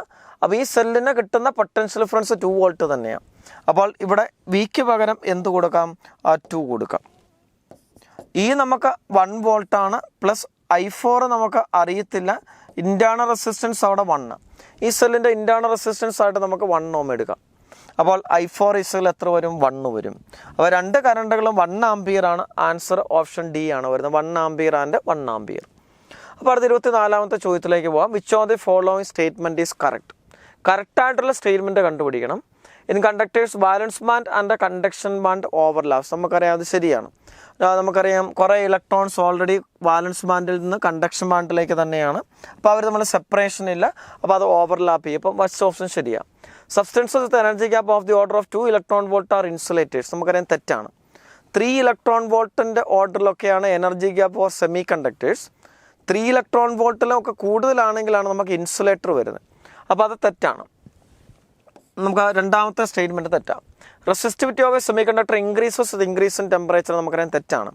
ടെമ്പറേച്ചർ ഇൻക്രീസ് ചെയ്യുമ്പോൾ സെമി കണ്ടക്ടറിൽ മോർ ഇലക്ട്രോൺസ് ബാലൻസ് ബാൻഡിൽ നിന്ന് കണ്ടക്ഷൻ ബാൻഡിലേക്ക് പോകും. അപ്പോൾ ഫ്രീ ചാർജസ് കൂടുന്നുണ്ട്, റെസിസ്റ്റിവിറ്റി കുറയും, കണ്ടക്ടിവിറ്റി കൂടും. അപ്പോൾ ഇത് തെറ്റാണ്. The depletion layer in the PN junction region is caused by drift of the electrons. നമുക്കറിയാം potential barrier is mainly formed due to diffusion of electrons ആണ്. നമ്മൾ NP കണക്ട് ചെയ്യുമ്പോൾ ഹയർ കോൺസെൻട്രേഷനിൽ നിന്ന് ലോവർ കോൺസെൻട്രേഷനിലേക്ക് ചാർജ് കാരിയേഴ്സ് മൂവ് ചെയ്യും. അത് നമ്മൾ diffusion എന്ന് വിളിക്കും. അപ്പോൾ ഡിഫ്യൂഷൻ കൊണ്ടാണ് എഫക്റ്റീവ്ലി നമുക്ക് എന്തുണ്ടാവുന്നത്? ഡിപ്ലീഷൻ ലെയർ ഉണ്ടാവുന്നത്. അപ്പോൾ ഇത് തെറ്റാണ്. അപ്പോൾ നമുക്ക് 2, 3, 4 തെറ്റാണ്. ആൻസർ ഏതാണ്? 1 മാത്രമേ കറക്റ്റുള്ളൂ. അതുകൊണ്ട് ആൻസർ ഓപ്ഷൻ എ വരും. മനസ്സിലായല്ലോ. അപ്പോൾ അടുത്ത 25ാമത്തെ ചോദ്യത്തിലേക്ക് പോകാം. Electric field at the surface of a conducting shell of radius R is measured to be X. Electric ഫീൽഡിൻ്റെ distance 3r from the centre of the shell is. നമുക്കൊരു കണ്ടക്റ്റിംഗ് ഷെല്ലുണ്ട്. അപ്പോൾ അതിൻ്റെ റേഡിയസ് r എന്ന് എടുത്തു. അപ്പോൾ നമ്മൾ ചാർജ് ചെയ്ത് നമുക്കറിയാം ചാർജ് അതിൻ്റെ ഔട്ടർ സർഫസിലടിക്കും. നമുക്ക് എക്സ് എന്ന് പറയുന്നത് എന്തുവാ? Electric field at the surface ആണ്. അപ്പോൾ നമുക്കറിയാം ചാർജ് Q ആണെങ്കിൽ electric field at the surface 1/4πε0 Q by radius r² ആണ് വരുന്നത്. Electric field 1/4πε0 Q by r².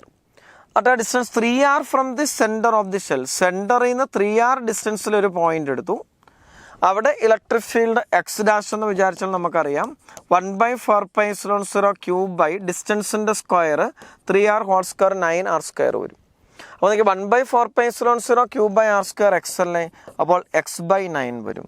അപ്പോൾ ആൻസർ ഓപ്ഷൻ സി ആണ് വരുന്നത്, x/9. അപ്പോൾ അതും ഡയറക്റ്റ് ക്വസ്റ്റ്യൻ ആണ്. സർഫസിലെ ഡിസ്റ്റൻസ് r ആണ്. അപ്പോൾ ഇലക്ട്രിക് ഫീൽഡ് പ്രൊപ്പോർഷണൽ 1/r² ആണ്. അപ്പോൾ r 3 ടൈംസ് ആകുമ്പം ഇലക്ട്രിക് ഫീൽഡ് 1/3² ടൈംസ് 1/9 ടൈംസ് ആയിട്ട് മാറും. ആൻസർ ഓപ്ഷൻ സി വരും. അടുത്ത correct temperature dependence of resistivity copper rho is given by. നമുക്കറിയാം കണ്ടക്ടേഴ്സിൻ്റെ പ്രത്യേകത ടെമ്പറേച്ചർ കൂടുമ്പം റെസിസ്റ്റിവിറ്റിയുടെ വാല്യൂ ഇൻക്രീസ് ചെയ്യുകയോ ചെയ്യുന്നത് നമ്മൾ പഠിച്ചിട്ടുണ്ട്. Temperature coefficient of resistivity of conductors പോസിറ്റീവാണ്. ടെമ്പറേച്ചർ കൂടുമ്പോൾ റെസിസ്റ്റിവിറ്റി കൂടും. അത് ρ = ρ0 × 1+α T ആണ്. സ്മോൾ ടെമ്പറേച്ചർ റേഞ്ചിൽ ജനറലി നമുക്കൊരു എക്സ്പൊണൻഷ്യൽ റിലേഷൻ വരും എന്നൊക്കെ പഠിച്ചിട്ടുണ്ട്. അപ്പോൾ ആൻസർ എടുക്കാൻ പറ്റുന്ന ഏതായിരിക്കും? നമുക്ക് ടെമ്പറേച്ചർ കൂടുന്തോറും റെസിസ്റ്റിവിറ്റി കൂടുമെന്നാണ്. അപ്പോൾ ഇത് തെറ്റാണ്. ഇത് കൂടിയിട്ട് കുറയുന്നുള്ളത് തെറ്റാണ്. അപ്പോൾ ഇതും കുറയുവാണ് തെറ്റാണ്. അപ്പോൾ പോസിബിലിറ്റി ഏത്? ഓപ്ഷൻ 1 ആണ് വരുന്നത്. അപ്പോൾ ഓപ്ഷൻ എയിൽ നമുക്ക് ചിലപ്പോൾ ഇവിടെ 0 ആകണമെന്നില്ല കേട്ടോ. ഇപ്പോൾ നമ്മൾ ഇങ്ങനൊരു ഗ്രാഫാണ് ജനറലി വരുന്നത്. ഇപ്പോൾ ഇവിടെ non-0 എന്ന് സ്റ്റാർട്ട് ചെയ്യും. പിന്നെ ടെമ്പറേച്ചർ കൂടുമ്പോൾ റെസിസ്റ്റിവിറ്റിയുടെ വാല്യൂ ഇൻക്രീസ് ചെയ്യും. അപ്പോൾ ആൻസർ നമുക്ക് എടുക്കാൻ പറ്റുന്ന ഏതാ? ഓപ്ഷൻ എ ആണ് നമുക്ക് എടുക്കാൻ പറ്റുന്നത്. അപ്പോൾ അടുത്ത 27ാമത്തെ ചോദ്യം. Short pulse of white light is incident from air to a glass slab at normal incidence. After travelling through the slab first colour to emerge is. ഒരു ഗ്ലാസ് സ്ലാബിൽ കൂടെ ലൈറ്റ് എൻ്റർ ചെയ്യുന്നു. ലൈറ്റ് എൻ്റർ ചെയ്യുന്നത് നമുക്കറിയാം normal incidence ആണ്. നോർമൽ ഇൻസിഡൻസിൽ നമ്മൾ പഠിച്ചിട്ടുണ്ട് ആംഗിൾ ഓഫ് ഇൻസിഡൻസ് 0 ആണ്. അപ്പോൾ ആംഗിൾ ഓഫ് റിഫ്രാക്ഷനും 0 ആണ്. ലൈറ്റിന് റിഫ്രാക്ഷൻ എന്നുള്ള ലൈറ്റ് നേരെ പാസ് ചെയ്യും. അപ്പോൾ നമുക്ക് ഈ പല കളറുകൾ നോർമൽ ഇൻസിഡൻസിൽ വന്നാൽ റിഫ്രാക്ഷൻ ഇല്ലാത്തത് കൊണ്ട് എല്ലാവരും ഗ്ലാസ് സ്ലാബിൽ കൂടെ ട്രാവൽ ചെയ്യുന്ന ഡിസ്റ്റൻസ് തിക്നെസ്സിന് ഈക്വലാണ്. അപ്പോൾ ടൈം കാണാൻ വേണ്ടിയിട്ട് അത് T എന്ന് വിചാരിച്ചാൽ ഡിസ്റ്റൻസ് ബൈ സ്പീഡാണ്. ഡിസ്റ്റൻസ് T ആണ് ഡിവൈഡഡ് ബൈ സ്പീഡ് V വരും. നമുക്കറിയാം സ്പീഡിൻ്റെ equation V = c/n. n refract index ആണെങ്കിൽ V = c/n. നമ്മൾ ബ്ലൂ, വയലറ്റ്, ഗ്രീന്, റെഡ് എടുക്കുമ്പോൾ നമ്മൾ പഠിച്ചിട്ടുണ്ട് റിഫ്രാക്റ്റ് ഇൻഡെക്സ് കൂടിയ ആൾക്ക് സ്പീഡ് കുറവായിരിക്കും. അപ്പോൾ speed of violet minimum, speed of red maximum വരും. അപ്പോൾ VB speed of violet, VR that of red, then VB < VR ആണ്. അപ്പോൾ സ്പീഡ് കൂടുതൽ ആർക്കാണ്? റെഡിനാണ്. സ്പീഡ് കൂടിയ ആൾക്കാർക്കും ടൈം ഏറ്റവും കുറവ്. ആദ്യം താഴെ വരുന്ന ആളാരാ? സ്പീഡ് കൂടിയ റെഡ് ആയിരിക്കും. നമ്മൾ ഫസ്റ്റ് കളർ ടു എമർജ് എന്നാണ് ചോദ്യം. ആദ്യം എമർജ് ചെയ്യുന്നത് സ്പീഡ് കൂടിയ റെഡ് കളർ ആയിരിക്കും. ആൻസർ ഓപ്ഷൻ ഡി വരും. ഏറ്റവും അവസാനം വരുന്ന ആരാ? വയലറ്റ് കളർ ആയിരിക്കും. അപ്പോൾ ആൻസർ ഓപ്ഷൻ ഡി ആണ് വരിക. അടുത്ത 28ാമത്തെ ചോദ്യം. The IV characteristics of an operating photo diode are drawn in. നമുക്കറിയാം ഫോട്ടോ ഡയോഡ് റിവേഴ്സ് ബയസിൽ വർക്ക് ചെയ്യുന്ന ഡയോഡാണ്. റിവേഴ്സ് ബയസ് ആകുമ്പോൾ അപ്ലൈഡ് വോൾട്ടേജ് നമുക്ക് നെഗറ്റീവായിട്ട് കൺസിഡർ ചെയ്യും. കറണ്ടും നെഗറ്റീവായിട്ട് കൺസിഡർ ചെയ്യാം. അപ്പോൾ നമ്മൾ ഏത് ക്വാഡ്രൻറ്റിലുള്ള? തേർഡ് ക്വാഡ്രൻറ്റിലുള്ള ഗ്രാഫ് വരയ്ക്കും നമുക്കറിയാം. അപ്പോൾ ആൻസർ ഓപ്ഷൻ സി ആണ് വരുന്നത്, തേർഡ് ക്വാഡ്രന്റ്. അപ്പോൾ അതൊക്കെ നമുക്ക് ജനറലി അറിയാവുന്നതാണ്. റിവേഴ്സ് ബയസിലാണ് ഫോട്ടോ ഡയോഡ് യൂസ് ചെയ്യുന്നത്. അത്രയേ ഉള്ളൂ പ്രിൻസിപ്പിൾ. അപ്പോൾ ആൻസർ ഓപ്ഷൻ സി വരും. അപ്പോൾ the mobility of charge carriers increases with. മൊബിലിറ്റി എന്ന് പറഞ്ഞാൽ നമുക്കറിയാം drift velocity per unit electric field. അപ്പോൾ അത് VD/E എന്ന് എഴുതാം. VD drift velocity, EC electric field. Drift velocity നമുക്കറിയാം charge of the electron E ആണെങ്കിൽ E ഡിവൈഡഡ് ബൈ ടോ വരും. നമ്മൾ ഡ്രിഫ്റ്റ് വെലോസിറ്റി എടുക്കുമ്പം ആക്സിലറേഷൻ എന്ന് പറയുന്നത് QE/m ആണ്. അത് E/m വരും. ഇൻറ്റു ആവറേജ് ടൈം റിലാക്സേഷൻ ടൈമാണ് ഡിവൈഡഡ് ബൈ E ആ വരുന്നത്. That is equal to E/m വരും. അപ്പോൾ അതാണ് മൊബിലിറ്റിയുടെ equation, E/τ divided by m. അപ്പോൾ നോക്കിയാൽ ടോ റിലാക്സേഷൻ ടൈമാണ്, അല്ലെങ്കിൽ ആവറേജ് കൊളീഷൻ ടൈം ഇൻ്റർവെല്ലാണ്. അത് കൂടുമ്പോൾ മൊബിലിറ്റിയുടെ വാല്യൂ കൂടും. ഈ എം എന്ന് പറയുന്ന മാസ് ഓഫ് ദി ചാർജ് കാരിയറാണ്. അത് കൂടുമ്പോൾ തീർച്ചയായിട്ടും മ്യൂ കുറയും. പിന്നെ ഈ ചാർജ് ഓഫ് ദി ചാർജ് കാരിയറാണ്. ഇലക്ട്രോൺ ആകുമ്പോൾ നമുക്കത് charge of the electron E എന്നെടുക്കും. അപ്പോൾ ആ ചാർജ് ഈ കൂടുവാണെങ്കിൽ, അല്ലെങ്കിൽ ചാർജ് ഇക്ക് പകരം ജനറലി ക്യൂ ആണെങ്കിൽ, ക്യൂ കൂടുവാണെങ്കിൽ മൊബിലിറ്റി കൂടും. നമുക്ക് increase in average collision time interval, അത് ശരിയാണ്. Increase in the electric field തെറ്റാണ്. കാരണം ഇവിടെ ഇലക്ട്രിക് ഫീൽഡ് നമുക്കറിയാം ക്യാൻസലായി പോകുന്നത്, തെറ്റാണ്. Next increase in the mass of the charge careers, തെറ്റാണ്. മാസ് കൂടുമ്പോൾ അത് കുറയുവാണ് ചെയ്യുന്നത്. Decrease in charge of the mobile chargers, തെറ്റാണ്. ചാർജ് കൂടുമ്പം മൊബിലിറ്റി കൂടുവാണ് ചെയ്യുന്നത്. അപ്പോൾ ആൻസർ ഏതാ എടുക്കാൻ പറ്റുള്ളൂ? അപ്പോൾ ആൻസർ ഓപ്ഷൻ എ മാത്രമേ നമുക്ക് കറക്റ്റ് ആയിട്ടുള്ളൂ. Increase in average collision time interval. അപ്പോൾ അത് ജസ്റ്റ് സിംപ്ലി മാത്തമാറ്റിക്കൽ ഇക്വേഷൻ നോക്കിയാൽ മനസ്സിലാക്കാം. അടുത്ത 30ാമത്തെ ചോദ്യമാണ്. There are 4 light rays on a incident on a small right angled prism. The refractive index of prism metal for the rays 1.43, 1.39, 1.38, 1.21 respectively. The ray that suffers total internal reflection is. അപ്പോൾ ഡയറക്റ്റിൽ നോക്കുക, ഇവിടെ മ്യൂവിൻ്റെ value പല കളേഴ്സിനും തന്നിട്ടുണ്ട്. 1, 2, 3, 4. അതെല്ലാം first ഫേസിൽ normal incidence ആണ്. അവിടെ deviation ഒന്നും ഇല്ലാതെ പാസ് ചെയ്തു. നമ്മൾ നേരത്തെ പറഞ്ഞ നോർമൽ ഇൻസിഡൻസിൽ റിഫ്രാക്ഷൻ ഇല്ലല്ലോ. അപ്പോൾ ഫസ്റ്റ് ഫേസിൽ നിന്ന് ഡീവിയേഷൻ ഇല്ലാതെ പാസ് ചെയ്തതുകൊണ്ട് രണ്ടാമത്തെ ഫേസിൽ എല്ലാവർക്കും ആംഗിൾ ഓഫ് ഇൻസിഡൻസ് സെയിമാണ്. അപ്പോൾ ഇതൊരു ഐ എന്ന് വിചാരിക്കാം. അപ്പോൾ ആ ഐയുടെ വാല്യൂ നമുക്കറിയാം 45 ഡിഗ്രിയാണ്. മനസ്സിലായല്ലോ? കാരണം ഇത് 45, ഇത് 90, അപ്പോൾ ഇത് 45, ഐയും 45. അപ്പോൾ ടോട്ടൽ ഇൻ്റേണൽ റിഫ്ലക്ഷൻ്റെ കണ്ടീഷൻ എന്തുവാ? Angle of incidence should be greater than critical angle. I angle of incidence, C critical angle. I greater than C ആണെങ്കിൽ നമുക്കറിയാം sine I greater than sine C ആണല്ലോ. കാരണം തീറ്റ കൂടുന്തോറും സൈൻ തീറ്റ കൂടുമെന്ന് നമുക്കറിയാം. അപ്പോൾ sine I greater than sine C ആണ്. ഐക്ക് പകരം നമുക്കവിടെ 45 ആണ്. അപ്പോൾ സൈൻ 45 കൊടുത്തു. സൈൻ സി നമുക്കറിയാം refractive index of the glass slab or glass prism n ആണെങ്കിൽ ഇവിടെ സൈൻ സിക്ക് പകരം 1/n എന്ന് കൊടുക്കാം. നമുക്കറിയാം സൈൻ 45 1/√2 ആണ്. That is greater than 1/n ആണ്. അപ്പോൾ n ഗ്രേറ്റർ ദാൻ √2 വരും. n ഗ്രേറ്റർ ദാൻ √2 ആണെങ്കിൽ √2 നിയർലി 1.414 അല്ലേ. അപ്പോൾ റിഫ്രാക്റ്റീവ് ഇൻഡെക്സ് ഗ്രേറ്റർ ദാൻ 1.414 വരും. ഇപ്പോൾ അതാണ് ഇക്വേഷൻ. അപ്പോൾ n 1.414 കൂടിയ ആൾക്കാണ് ടോട്ടൽ ഇൻ്റേണൽ റിഫ്ലക്ഷൻ നടക്കുക. അതേതാ നോക്കിയാൽ മതി. ഇവിടെ 1.38, 1.389, 1.21 അതെല്ലാം റിഫ്രാക്റ്റീവ് ഇൻഡെക്സ് 1.41-നെക്കാട്ടെല്ലാം കുറവാണ്. പിന്നെ നമുക്ക് ഏത് മാത്രമേ ഉള്ളൂ? മ്യൂസികൾ 1.43 ആണ് ഫസ്റ്റിൽ. അത് മാത്രമേ ഉള്ളൂ. മ്യൂക്ക് പകരമാണ് നമ്മളിവിടെ n എന്ന് എഴുതിയിരിക്കുന്നത്. അപ്പോൾ ഫസ്റ്റ് കേസിൽ മാത്രമേ എന്ത് നടക്കത്തുള്ളൂ? ടോട്ടൽ ഇൻ്റേണൽ റിഫ്ലക്ഷൻ നടക്കത്തുള്ളൂ. അപ്പോൾ ആൻസർ ഓപ്ഷൻ എ ആയിരിക്കും വരിക. മനസ്സിലായല്ലോ? നമുക്കടുത്ത 31ാമത്തെ ക്വസ്റ്റ്യനിലേക്ക് പോകാം. Keeping the frequency of the incident radiation and the acceleration potential coefficient, the intensity of light is varied and the resulting photoelectric current is measured each time by the graph. നമ്മൾ പറഞ്ഞിട്ടുണ്ട് photoelectric current is directly proportional to number of electrons emitted. Number of electrons emitted is directly proportional to number of photons incident. Number of photons incident is proportional to intensity of radiation ആണ്. That means photoelectric current is directly proportional to the intensity of light. അപ്പോൾ graph straight line ഗ്രാഫല്ലേ വരുന്നത്. അപ്പോൾ answer ഏതാ വരുന്നത്? Option c ആണ് വരുന്നത്. അപ്പോൾ ഇതിലുള്ള ഫ്രീക്വൻസി നമ്മൾ കോൺസ്റ്റൻ്റ് ആക്കി വെച്ചു. എന്നിട്ട് നമ്പർ ഓഫ് ഫോട്ടോൺസ് കൂടുമ്പോഴാണ് നമ്പർ ഓഫ് ഇലക്ട്രോൺസ് എമിറ്റഡ് കൂടുന്നത്. നമ്പർ ഓഫ് ഇലക്ട്രോൺസ് എമിറ്റഡ് കൂടുമ്പോഴാണ് ഫോട്ടോ ഇലക്ട്രിക് കറണ്ട് കൂടുക.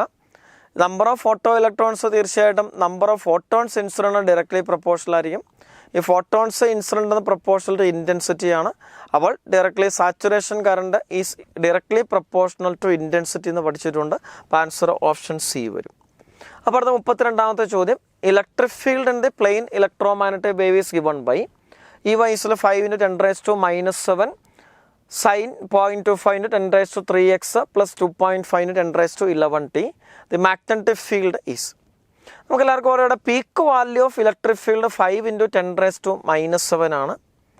അപ്പോൾ തീർച്ചയായിട്ടും നമുക്ക് മാഗ്നറ്റിക് ഫീൽഡിൻ്റെ ഇക്വേഷൻ എടുക്കുമ്പം magnetic field B is equal to peak value എടുക്കുമ്പോൾ അത് E0/c ആണ്. E0 5 × 10⁻⁻⁷, c 3 × 10⁻8 ആണ്. അപ്പോൾ 5/3 നമുക്കറിയാം നിയർലി 1.66 വരും ഇൻറ്റു 10⁻15 വരും. -15 വരും. അപ്പോൾ മാഗ്നറ്റിക് ഫീൽഡ് 1.66 × 10⁻−15 ആണ്. അപ്പോൾ നമുക്ക് മാഗ്നറ്റിക് ഫീൽഡിൻ്റെ വാല്യൂ കിട്ടി 1.6 × 10⁻⁻15. ഇവിടെ ഇലക്ട്രിക് ഫീൽഡ് വൈ ഡയറക്ഷനിലും ഇവിടെ wave propagation along the positive X ഡയറക്ഷനുമാണ്. അപ്പോൾ നമുക്കറിയാം ഇലക്ട്രിക് ഫീൽഡും മാഗ്നറ്റിക് ഫീൽഡും മ്യൂച്വലി പെർപെൻഡിക്കുലർ ആയിരിക്കണം, വെലോസിറ്റി മ്യൂച്വലി പെർപെൻഡിക്കുലർ ആയിരിക്കണം. അപ്പോൾ നമ്മൾ മാഗ്നറ്റിക് ഫീൽഡിൻ്റെ റിലേഷൻ എടുക്കുമ്പോൾ നമ്മൾ പഠിച്ചിട്ടുണ്ട് velocity is along E cross B. ഓർക്കുന്നുണ്ടല്ലോ, ഇലക്ട്രിക് ഫീൽഡ് മാഗ്നറ്റിക് ഫീൽഡ് വെലോസിറ്റിയുടെ ഡയറക്ഷൻ എടുക്കുമ്പം velocity is along E cross B ആണ്. ഇവിടെ വെലോസിറ്റി എങ്ങോട്ടാണ്? ഇവിടെ നമുക്ക് നോക്കിയാൽ ഇവിടെ ഒരു സൈൻ kx + ω t ആണ്. സൈൻ kx + ω t ആണെങ്കിൽ നമുക്കറിയാം wave is travelling along the negative X ഡയറക്ഷനാണ്. അപ്പോൾ വെലോസിറ്റിയുടെ ഡയറക്ഷൻ -i വരും. ഇവിടെ ഇ വൈ എന്ന് വെറുതെ പറഞ്ഞാൽ പോസിറ്റീവ് എക്സ് ഡയറക്ഷനിലായിരിക്കും, വൈ ഡയറക്ഷനിലായിരിക്കും. ഇക്ക് പകരം നമുക്ക് j വരും. മാഗ്നറ്റിക് ഫീൽഡിൻ്റെ ഡയറക്ഷനിലുള്ള യൂണിറ്റ് വെക്ടർ അപ്പോൾ n എന്ന് എടുക്കാം. അപ്പോൾ വെലോസിറ്റി -i ആണ്, ഇലക്ട്രിക് ഫീൽഡ് j ആണ്, മാഗ്നറ്റിക് ഫീൽഡിൻ്റെ ഡയറക്ഷൻ n എന്ന് അസ്യൂം ചെയ്തു.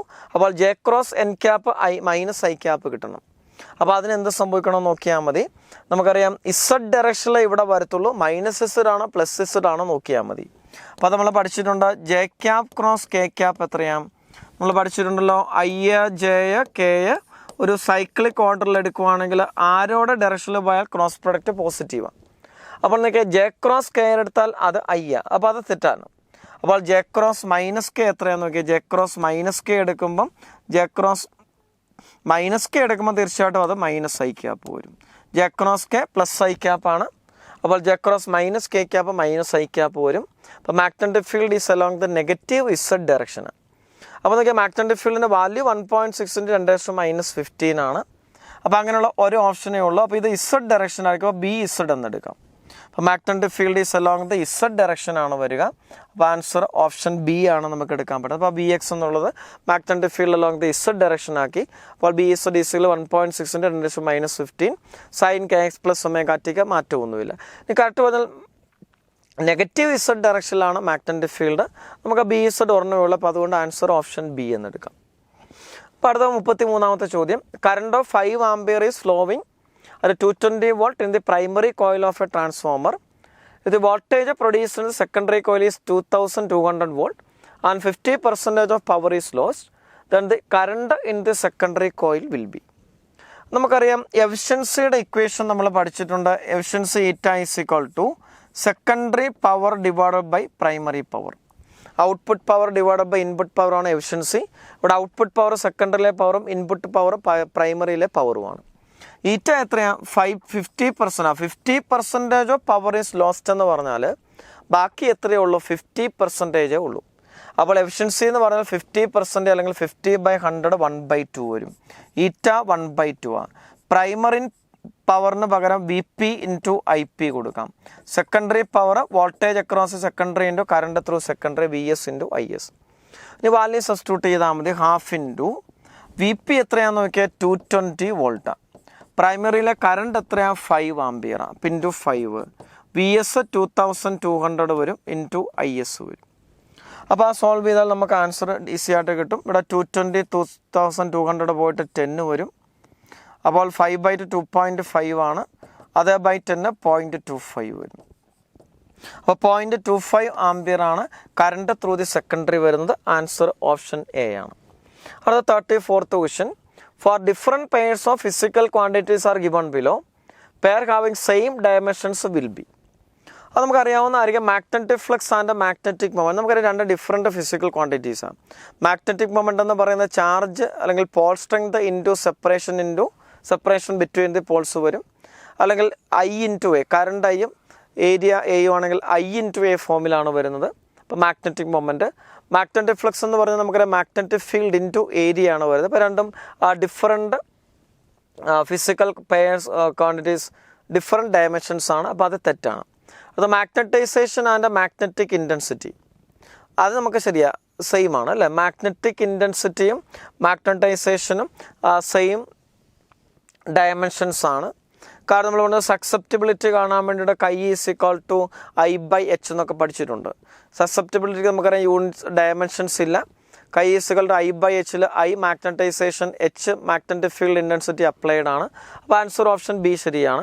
അടുത്ത magnetic field and magnetic permeability same dimension അല്ല നമുക്കറിയാം. അടുത്ത മാഗ്നറ്റൈസേഷൻ ആൻഡ് മാഗ്നറ്റിക് ഫീൽഡും തെറ്റാണ്. അപ്പോൾ പറയാൻ പറ്റുന്ന ഓപ്ഷൻ ബി ആണ് വരുന്നത്. അപ്പോൾ അടുത്ത 35ാമത്തെ ചോദ്യം, a charge +10 microcoulomb is placed at 0 millimetre 0 millimetre എന്ന് പറഞ്ഞാൽ അത് ഒറിജിനൽ അല്ലേ? അപ്പോൾ നമുക്ക് അറേഞ്ച്മെൻ്റ് എടുത്താൽ ഒരു ചാർജ് നമ്മൾ കൺസിഡർ ചെയ്തു, അതിരിക്കുന്നത് ഒറിജിനലാണ്. നമുക്കിത് XY എന്നെടുത്താൽ ഇത് 0 0 0. ഇവിടെയാണ് നമുക്കൊരു 10 മൈക്രോകൂളംബ് ചാർജ് ഇരിക്കുന്നത്. നമ്മൾ എന്താ പറഞ്ഞേക്കുന്നത്, ഒരു -5 microcoulomb is moved from 3 millimetre to 3 millimetre 0 millimetre to 0 millimetre 3 millimetre എന്ന് പറഞ്ഞാൽ first position of the particle എടുക്കുമ്പം എക്സിൻ്റെ വാല്യൂ 3 മില്ലിമീറ്റർ, അതിവിടെ എവിടെയെങ്കിലും എടുക്കാം. ഫസ്റ്റ് പോയിൻ്റ് എ ആണെങ്കിൽ ഈ ഡിസ്റ്റൻസ് 3 മില്ലിമീറ്ററിലാണ് നമുക്ക് -5 മൈക്രോകൂളം ഇരിക്കുക. അതിനെ എങ്ങോട്ട് കൊണ്ടുപോയി 3 മില്ലിമീറ്ററിലേക്ക് പോയി എന്ന് പറഞ്ഞാൽ Y ആക്സിസിൽ 3 മില്ലിമീറ്റർ. അപ്പോൾ ചാർജിനെ നമ്മൾ ഇവിടെ നിന്ന് ഇങ്ങോട്ടേക്ക് കൊണ്ടുപോയി. അപ്പോൾ ഇതും 3 മില്ലിമീറ്ററാണ്. എന്താ കണ്ടുപിടിക്കേണ്ടത്? Work done by the external agency. Work done against electrostatic force നമുക്കറിയാം ചാർജ് ഇൻറ്റു പൊട്ടൻഷ്യൽ ഡിഫറൻസ്. ഇത് charge is taken from A to B.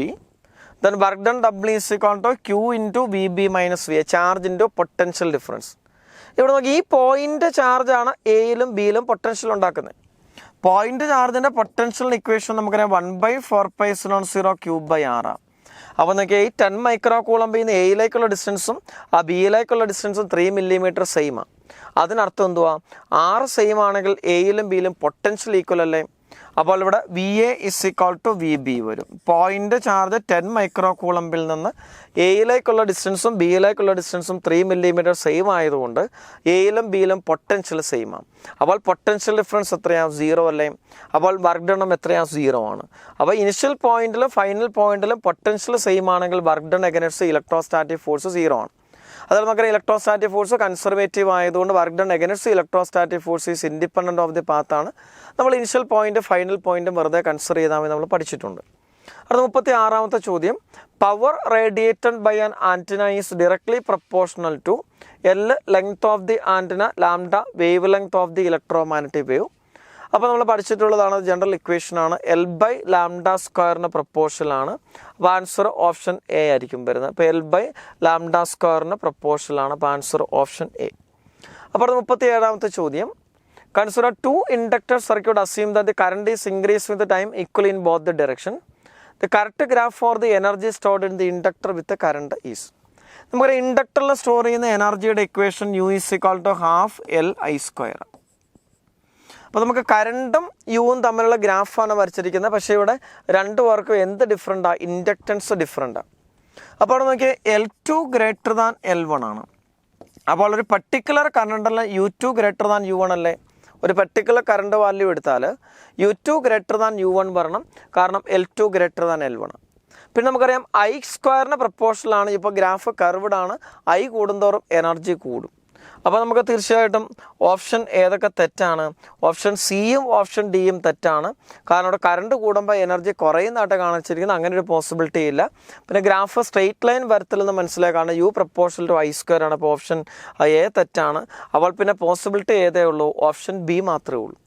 നിങ്ങൾ നോക്കിയാൽ മതി, U പ്രപ്പോർഷണൽ ടു I² ആണ്. അപ്പോൾ ഗ്രാഫ് ഈസ് എ കർവ്ഡ് ഗ്രാഫാണ്. പിന്നെ സെൽഫ് ഇൻഡക്റ്റൻസ് കൂടിയ ആൾക്ക് എനർജി കൂടുതൽ. ഇവിടെ 20 മില്ലി ഹെൻറിയുടെ എനർജി ഒരു ഗിവൺ കറണ്ടിൽ കൂടുതലാണ്. അപ്പോൾ നമുക്ക് ആൻസർ ഓപ്ഷൻ എടുക്കാൻ പറ്റുന്ന ഏത് മാത്രമേ ഉള്ളൂ? ബി മാത്രമേ ഉള്ളൂ. അത് 38ാമത്തെ ചോദ്യം, ലിസ്റ്റ് 1 അമീറ്റർ വോൾട്ട് മീറ്ററിൻ്റെ പ്രത്യേകതകളാണ്. ലിസ്റ്റ് 2 അതിൻ്റെ കണ്ടീഷൻസ് ആണ് തന്നിരിക്കുന്നത്. First, ammeter is made. Ammeter make ചെയ്യുന്നത് നമുക്കറിയാം, ഗാൽവനോമീറ്ററിൽ ഒരു സ്മോൾ വാല്യൂ റെസിസ്റ്റൻസ് പാരലായിട്ട് കണക്ട് ചെയ്തിട്ടാണ് അമീറ്ററിലാക്കിയിട്ട് കൺവേർഷൻ നടക്കുന്നത്. അമീറ്ററിൻ്റെ റെസിസ്റ്റൻസ് കുറവായിരിക്കണം, എന്നാലേ കറക്റ്റ് റീഡിങ് കാണിക്കാനുള്ള സാധ്യതയുള്ളൂ.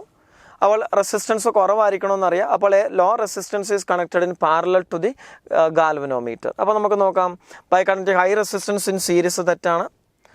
അപ്പം by connecting low resistance in parallel with moving coil galvanometer അത് ശരിയാണ്. അപ്പോൾ 4ാമത്തെ ആൻസർ ശരി. അപ്പോൾ എയുടെ ആൻസർ 4 വരും.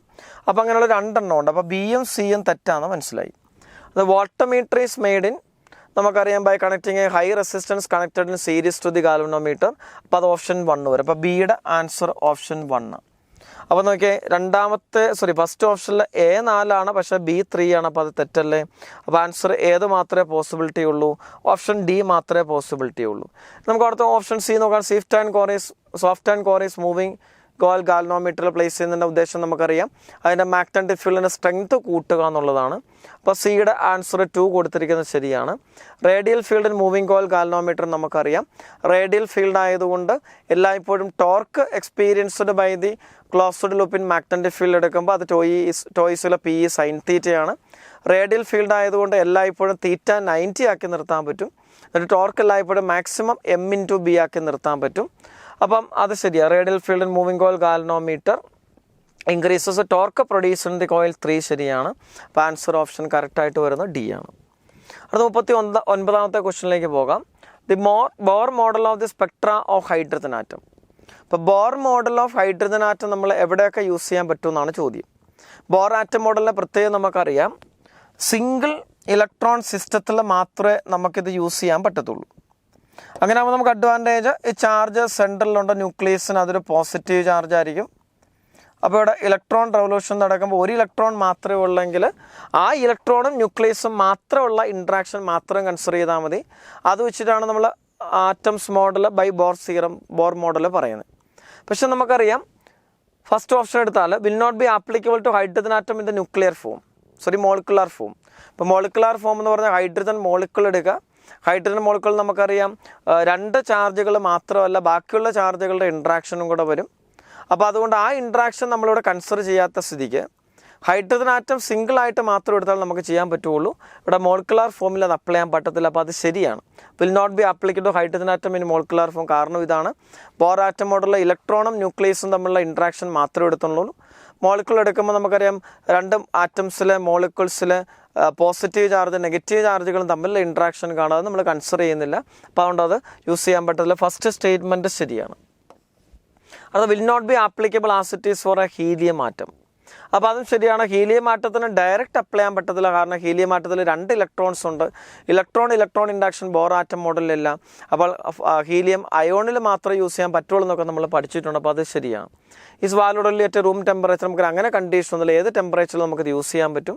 But it's continuous as well as discrete spectral lines. തെറ്റാണ്. കാരണം ബോർ ആറ്റം മോഡൽ അനുസരിച്ച് സ്പെക്ട്രൽ ലൈൻസ് കണ്ടിന്യൂസ് ഇല്ല, ഡിസ്ക്രീറ്റ് മാത്രമേ ഉള്ളൂ. അപ്പോൾ കാരണം ഒരു ഫിക്സഡ് സർട്ടൺ എനർജി ലെവൽസിൽ ട്രാൻസിഷൻ നടക്കുമ്പോൾ മാത്രമാണ് റേഡിയേഷൻ എമിഷൻ നടക്കുന്നത്. അപ്പോൾ 1ഉം 2ഉം ആണ് കറക്റ്റായിട്ട് വരുന്നത്. അപ്പോൾ ആൻസർ എടുക്കാൻ പറ്റുന്ന ഏതാണെന്ന് നോക്കിയേ. ആൻസർ ഓപ്ഷൻ എ ആണ്. 1 and 2 ആർ ഓൺലി കറക്റ്റ്. മനസ്സിലായല്ലോ? അപ്പോൾ അടുത്ത 40ാമത്തെ ചോദ്യത്തിലേക്ക് പോകാം. A hollow double concave lens is made of very thin transparent material. It can be filled with air or either of the 2 liquids L1 or L2 having refractant indices N1 and N2 respectively, N2 greater than N1 greater than 1. The lens will diverge a parallel beam of light if it is filled with. A hollow double concave lens എന്ന് പറഞ്ഞാൽ സാധാരണ concave lens തന്നെയാണ്. ആ concave lens നമ്മളൊരു മീഡിയത്തിൽ വെക്കുന്ന സമയത്തെ സിറ്റുവേഷനാണ് ചോദ്യം. ഇവിടെ ലൈറ്റ് റേസിൻ്റെ പ്രത്യേകത എന്തോ, ലൈറ്റ് റേസ് ഡൈവേർജിങ് ആണ് എന്ന് പറഞ്ഞാൽ ഒരു parallel beam of light incident ചെയ്താൽ after refraction light rays diverge ചെയ്തു പോകും. എന്ന് പറഞ്ഞാൽ ഇവിടെ കോൺകേവ് സർഫസ് ഉള്ള ലെൻസ് ഡൈവേർജിങ് ലെൻസാണ്. അപ്പോൾ നമ്മൾ പഠിച്ചിട്ടുണ്ട് കോൺകേവ് ലെൻസ് നോർമൽ സിറ്റുവേഷനിൽ ഡൈവേർജിങ് ആണ് എയറിൽ വെക്കുമ്പോൾ. അല്ലാത്ത സിറ്റുവേഷനിൽ മീഡിയത്തിൽ പ്ലേസ് ചെയ്യുമ്പോൾ refract index of lens is greater than refract index of the surrounding medium. അങ്ങനെയാണെങ്കിൽ തീർച്ചയായിട്ടും അത് ഡൈവേർജിങ് ആയിട്ട് ആക്ട് ചെയ്താണ് principle. Refract index of lens is greater than refract index of the surrounding medium. അപ്പോൾ അതാണ് ജനറലി ഉള്ള condition. അപ്പോൾ നമുക്ക് നോക്കിയേ, air inside and placed in air. അതായത് ഈ കോൺകേവ് ലെൻസിനുള്ളിൽ എയറാണ്, വെളിയിലും എയറാണ്. നമുക്കറിയാം ഇൻസൈഡിലും ഔട്ട്സൈഡിലും മീഡിയം സെയിം ആണെങ്കിൽ അവിടെ റിഫ്രാക്ഷൻ ഉണ്ടോ? ഇല്ല. അപ്പോൾ റിഫ്രാക്ഷൻ നടക്കാത്തതുകൊണ്ട് ഡൈവേർജൻസ് പറയാൻ പറ്റത്തില്ല. അതുകൊണ്ട് ഓപ്ഷൻ എ തെറ്റാണ്. Air inside and immersed in L1. അപ്പോൾ നമുക്ക് N2 greater than N1 greater than 1. അപ്പോൾ ഇവിടെ എയറിൻ്റെ ഓപ്റ്റിക്കൽ ഡെൻസിറ്റി ഓർ റിഫ്രാക്റ്റീവ്നെസ്സിനെക്കാട്ടിലും കൂടുതലായിരിക്കും L1. അപ്പോൾ എയർ ഇൻസൈഡിലും സറൗണ്ടിങ് മീഡിയത്തിൽ L1 ആണെങ്കിൽ നോക്കിയേ, സറൗണ്ടിങ് മീഡിയത്തിൻ്റെ റിഫ്രാക്റ്റൻസ് കൂടുതലാണ്. അപ്പോൾ കോൺകേവ് സർവസുള്ള ലെൻസ് കൺവേർജിങ് ലെൻസായിട്ട് ആക്ട് ചെയ്യുന്ന പഠിച്ചിരിക്കുന്നത്. അപ്പോൾ അത് തെറ്റല്ലേ? അപ്പോൾ ഓപ്ഷൻ ബിയും തെറ്റാണ്. അടുത്ത L1 is inside and immersed in L2. L1 inside എന്ന് പറഞ്ഞാൽ റിഫ്രാക്റ്റൻസ് ഓഫ് N1 ഇൻസൈഡും N2 ഔട്ട്സൈഡിലും. അപ്പോൾ നമുക്ക് ശരിയാണല്ലോ, ഇവിടെ റിഫ്രാക്റ്റൻസ് ഓഫ് ദി ലെൻസ് സറൗണ്ടിങ് മീഡിയത്തിനെക്കാട്ടിലും കുറവാണ്. അപ്പോൾ തീർച്ചയായിട്ടും അത് ഡൈവേർജിങ് ആയിട്ട് ആക്ട് ചെയ്യും. റിഫ്രാക്റ്റൻസ് ഓഫ് ദി സറൗണ്ടിങ് മീഡിയം ലെൻസിൻ്റെ റിഫ്രാക്റ്റൻസിനെക്കാട്ടിലും കുറവായിരിക്കണം. അപ്പോൾ L1 inside and immersed in L2 എന്ന് പറഞ്ഞാൽ L2ൻ്റെ റിഫ്രാക്റ്റൻസ് കൂടുതലാണ്. അപ്പോൾ നേരെ തിരിച്ചാണ് അല്ലേ, ഇവിടെ N2 ഗ്രേറ്റർ ദാൻ N1 ആണ്. അപ്പോൾ ഇവിടെ N2ഉം ഇവിടെ N1ഉം ആണെങ്കിൽ L1 ഇൻസൈഡിലെ റിഫ്രാക്റ്റൻസ് N1, L2 ഔട്ട്സൈഡിലെ റിഫ്രാക്റ്റൻസ് N2. അപ്പോൾ N2 ഗ്രേറ്റർ ദാൻ N1 ആണെങ്കിൽ ലെൻസിൻ്റെ മീഡിയത്തിൻ്റെ റിഫ്രാക്റ്റൻസ് കുറവാണ്. ലെൻസ് ഡെൻസർ മീഡിയത്തിലാണ് ഇരിക്കുന്നത്. അപ്പോൾ അത് കൺവേർജിങ് ആയിട്ട് ആക്ട് ചെയ്യുമ്പോൾ ഓപ്ഷൻ സി തെറ്റാണ്. അപ്പോൾ പിന്നെ പോസിബിലിറ്റി ഏതേ ഉള്ളൂ? ഓപ്ഷൻ ഡി മാത്രമേ ഉള്ളൂ. L2 is inside and immersed in L1.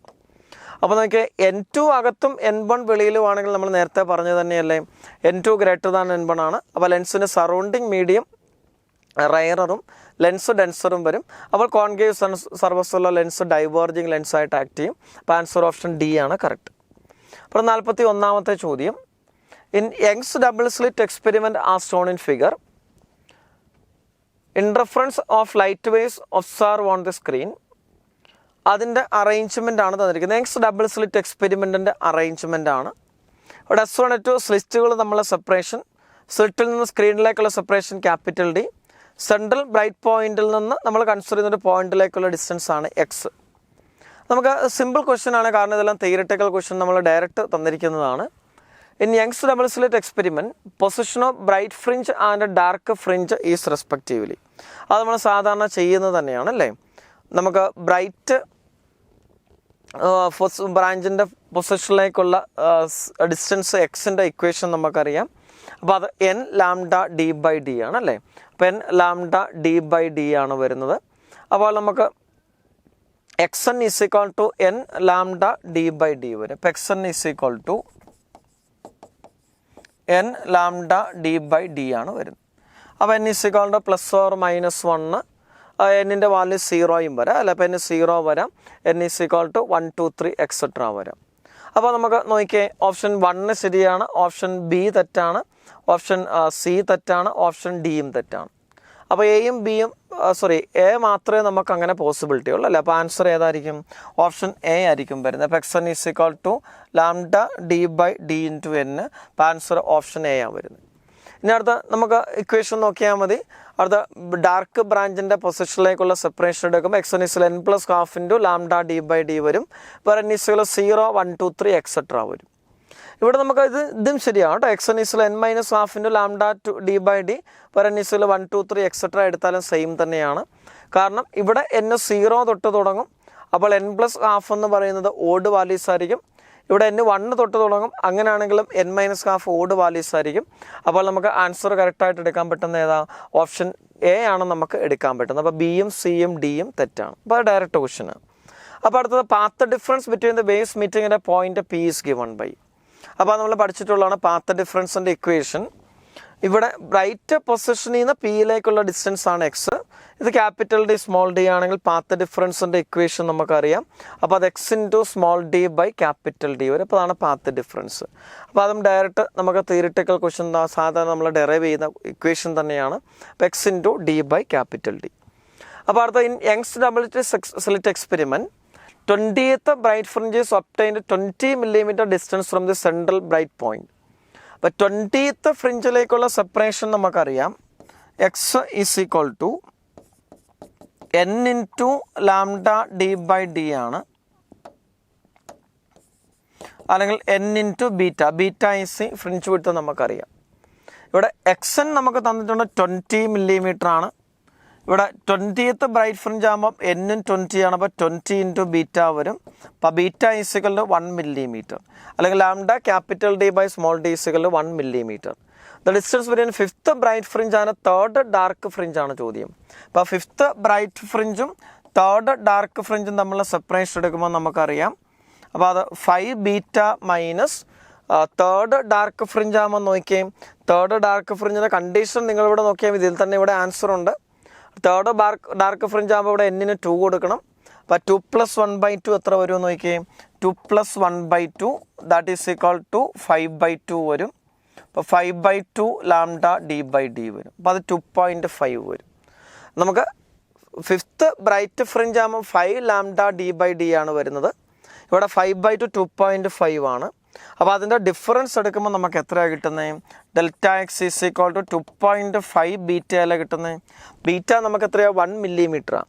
അപ്പോൾ 2.5 മില്ലിമീറ്റർ ആണ് നമ്മുടെ ആൻസർ വരുന്നത്. ആൻസർ ഓപ്ഷൻ സി ആണ്. അപ്പോൾ അടുത്തത് നമുക്ക് 44ാമത്തെ ചോദ്യം.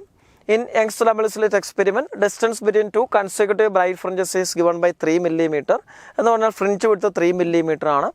What would be the fringe width if Young's double slit experiment is performed in a medium of refractive index 1.2? ആദ്യം നമുക്ക് ഫ്രിഞ്ച് വിഡ്ത്ത് ബീറ്റ = 3 millimeter, അത് λ/d/d ആണ് നമുക്കറിയാം. നമ്മൾ മീഡിയത്തിലോട്ട് മാറ്റി കഴിയുമ്പോൾ എന്താ സംഭവിക്കുന്നത്? അപ്പോൾ വേവ് ലെങ്ത് ലാംഡയ്ക്ക് പകരം λ/റിഫ്രാക്റ്റീവ് ഇൻഡെക്സ് വരും.